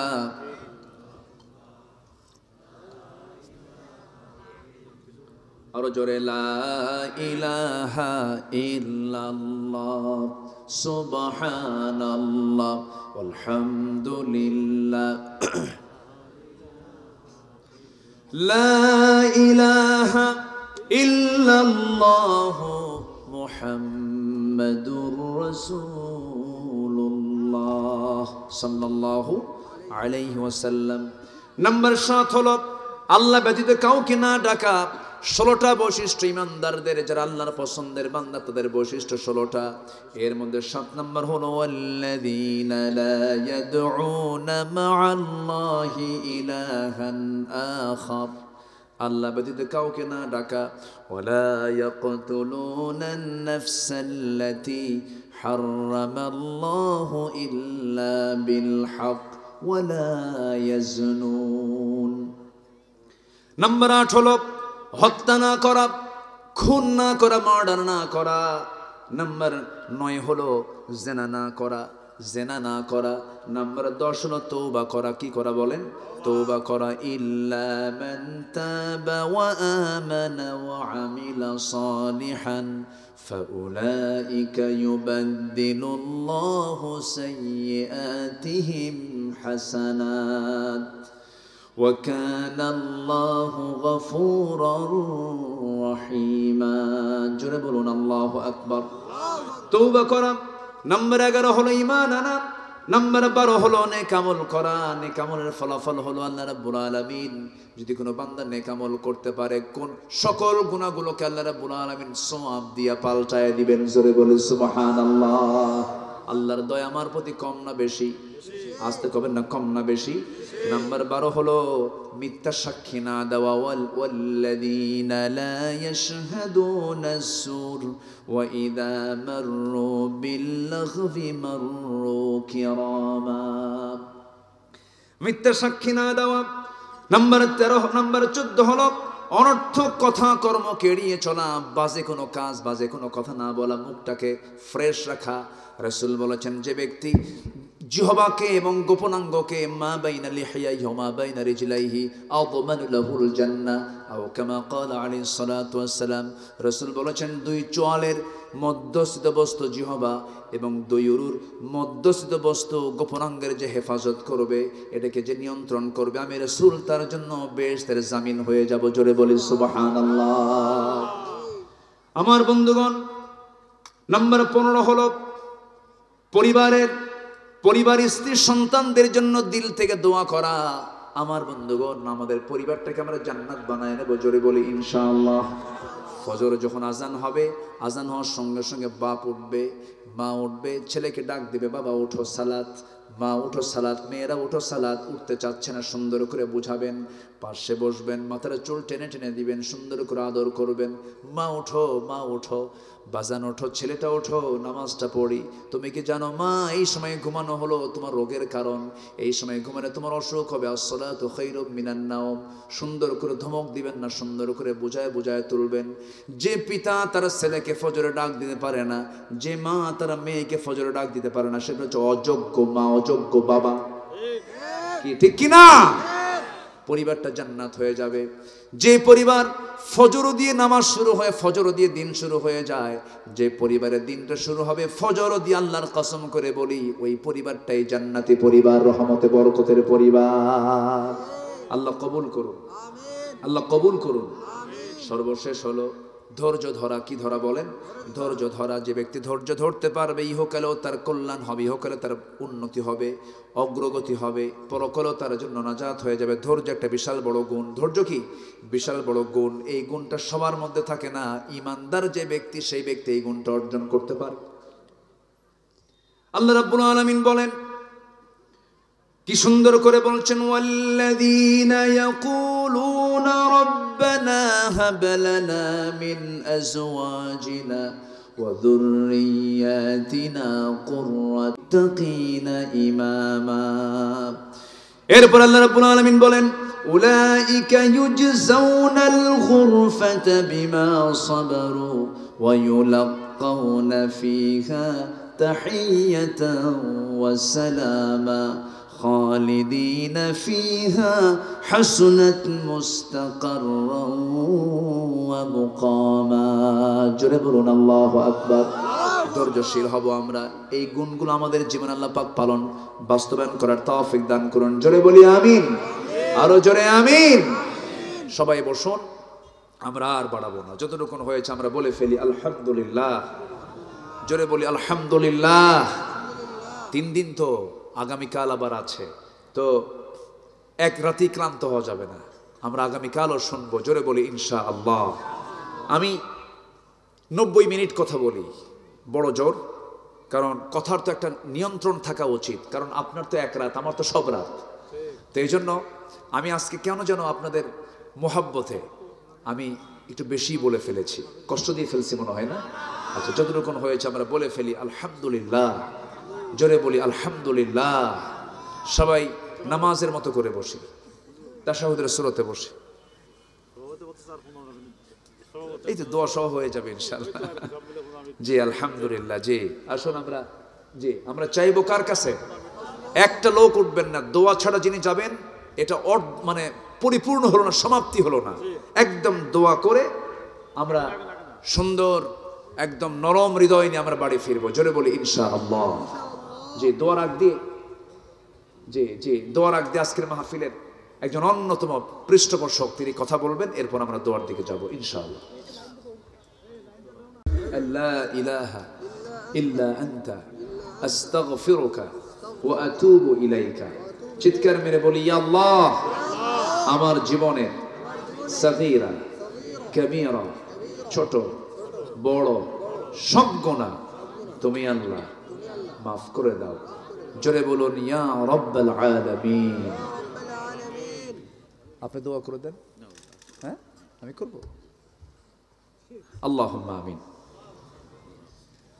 ربنا ظلمنا أنفسنا وإن لم تغفر لنا وترحمنا لنكونن من الخاسرين ربنا لا تزغ قلوبنا بعد إذ هديتنا وهب لنا من لدنك رحمة إنك أنت الوهاب।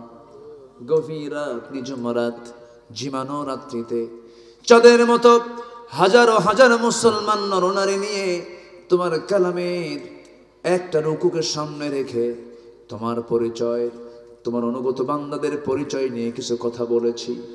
গুনার বোঝা মাথায় নিয়ে কাঙ্গাল ফিকারের মতো দুটো হাত পেতেছি। আল্লাহ, গুনার দিকে নজর দিও না। বান্দা মনে করে তামাম জিন্দেগীর সমস্ত গুনাহগুলোকে মেহেরবানি করে মাফ করে দাও। জনম দুঃখিনী মা, জনম দুঃখী বাপজান যারা দুনিয়া থেকে বিদায় নিলেন, জিন্দেগির গুনাহগুলো মাফ করে দাও, কবরগুলোকে জান্নাতের টুকরা বানায়া দাও। আব্বা আম্মার জন্য কি দোয়া তাও শিখায় দিয়েছো, হাত একটু উঁচু করুন, আল্লাহর শেখানো দোয়া পড়ে চক্ষুটা বন্ধ করে দিল থেকে আওয়াজ দিয়ে আমার সঙ্গে ঠোঁট মিলায়া মিলায়া সবাই বলুন, রব্বির হামহুমা কামা রব্বায়ানি সগীরা। সবাই বলুন, রব্বির হামহুমা কামা রব্বায়ানি সগীরা, রব্বির হামহুমা কামা রব্বায়ানি সগীরা। ও আল্লাহ, আমার সঙ্গে এমন ভাইয়াত তুলতে পারেন যিনি নিজের হাতে নিজের মাকে দাফন করেছেন, নিজের বাবার লাশ নিজের পিঠে বহন করে কবর পর্যন্ত নিয়ে চলে গেছেন। আল্লাহ, আব্বা আম্মা যারা চলে গেল রে, জিন্দেগির গুনাহগুলো মাফ করো, কবরগুলোকে জান্নাতের বাগিচা বানায়া দাও। আব্বা আম্মার জন্য কি দোয়া তাও শিখায় দিয়েছো, দিলটা খুলে আওয়াজ দিয়ে আব্বা আম্মার জন্য নামাজে নামাজে আমাদের সবাইকে দোয়া করার তৌফিক তুমি আল্লাহ দিয়া দিও। আয় আল্লাহ তাআলা, বিশেষ করে এই মাহফিলের আয়োজন যারা করলেন, শোনার জন্য দূর দূরান্ত থেকে যারা আসলেন, বিনিময়ে কিয়ামতের কঠিন ময়দান যেদিন কেউ কাউকে চিনবে না, এমনকি মা সন্তানকে পর্যন্ত স্বীকার করে বসবে, যেদিন মানুষ কাঁদতে কাঁদতে চোখের পানিগুলো ফুরে যাবে, চোখ থেকে রক্ত বের হওয়া শুরু হয়ে যাবে, সেই কঠিন মুসিবতের দিন এ মাহফিল সবার জন্য নাজাতের মাধ্যম তুমি আল্লাহ বানায় দিও। তোমার বান্দাগুলোকে নিয়ে এমন সময় হাত তুলেছি, মুসলমানদের পায়ের তলায় মাটি নাই রে আল্লাহ গো, তোমার দরবারে ফরিয়াদ করি, মুসলমানদের ফিলিস্তিনকে তুমি আল্লাহ মুসলমানদের হাতে তুলে দাও, ইহুদি মুক্ত করে দাও, মুসলমানদের বাইতুল আকসা তুমি আল্লাহ মুসলমানদের হাতে তুলে দাও। আয় আল্লাহ তাআলা, সিরিয়াকে যেমন জুলুম মুক্ত করেছো, কাশ্মীরকে জুলুম মুক্ত করো। আয় আল্লাহ তাআলা, আমার সঙ্গে যারা আমিন আমিন করছেন, যার যা চাওয়া তুমি আল্লাহ পাওয়া করে দিও। আশপাশ কত মাইয়াত শুয়ে আছেন, কবর বসের আযাবকে তুমি আল্লাহ মাফ করে দিও, কবরগুলোকে জান্নাতের টুকরা বানায় দিও। কাউন্সিলর মহোদয়ের জন্য দোয়া করি, তুমি আল্লাহ তুমি তাকে কবুল আর মঞ্জুর করে নাও। এই মাহফিলের সঙ্গে যারা জড়িত ছিলেন, আজকে তারা দুনিয়া থেকে বিদায় নিয়েছেন, তাদের কবরটাকে জান্নাতের টুকরা বানায় দাও। এই মাহফিলের সঙ্গে সম্পৃক্ততা আছে যার, আল্লাহ তুমি তাদের সকল খেদমাকে কবুল করে নাও। দুনিয়া থেকে কোন দিন বিদায় নেব জানি না, তবে যেদিন মরে যাব রে, কেউ তো আমাকে আর বাঁচাতে পারবে না রে, টান মেরে ঘর থেকে বের করে দেবে, জীবনের শেষ গোসলটা হয়ে যাবে, মরামুখ সব দেখে দেখে চলে যাবে, আমাকে টেনে হেঁচড়ে কবরের দিকে নিয়ে চলে যাবে, সবাই চাপা কান্নায় ভেঙ্গে পড়বে রে।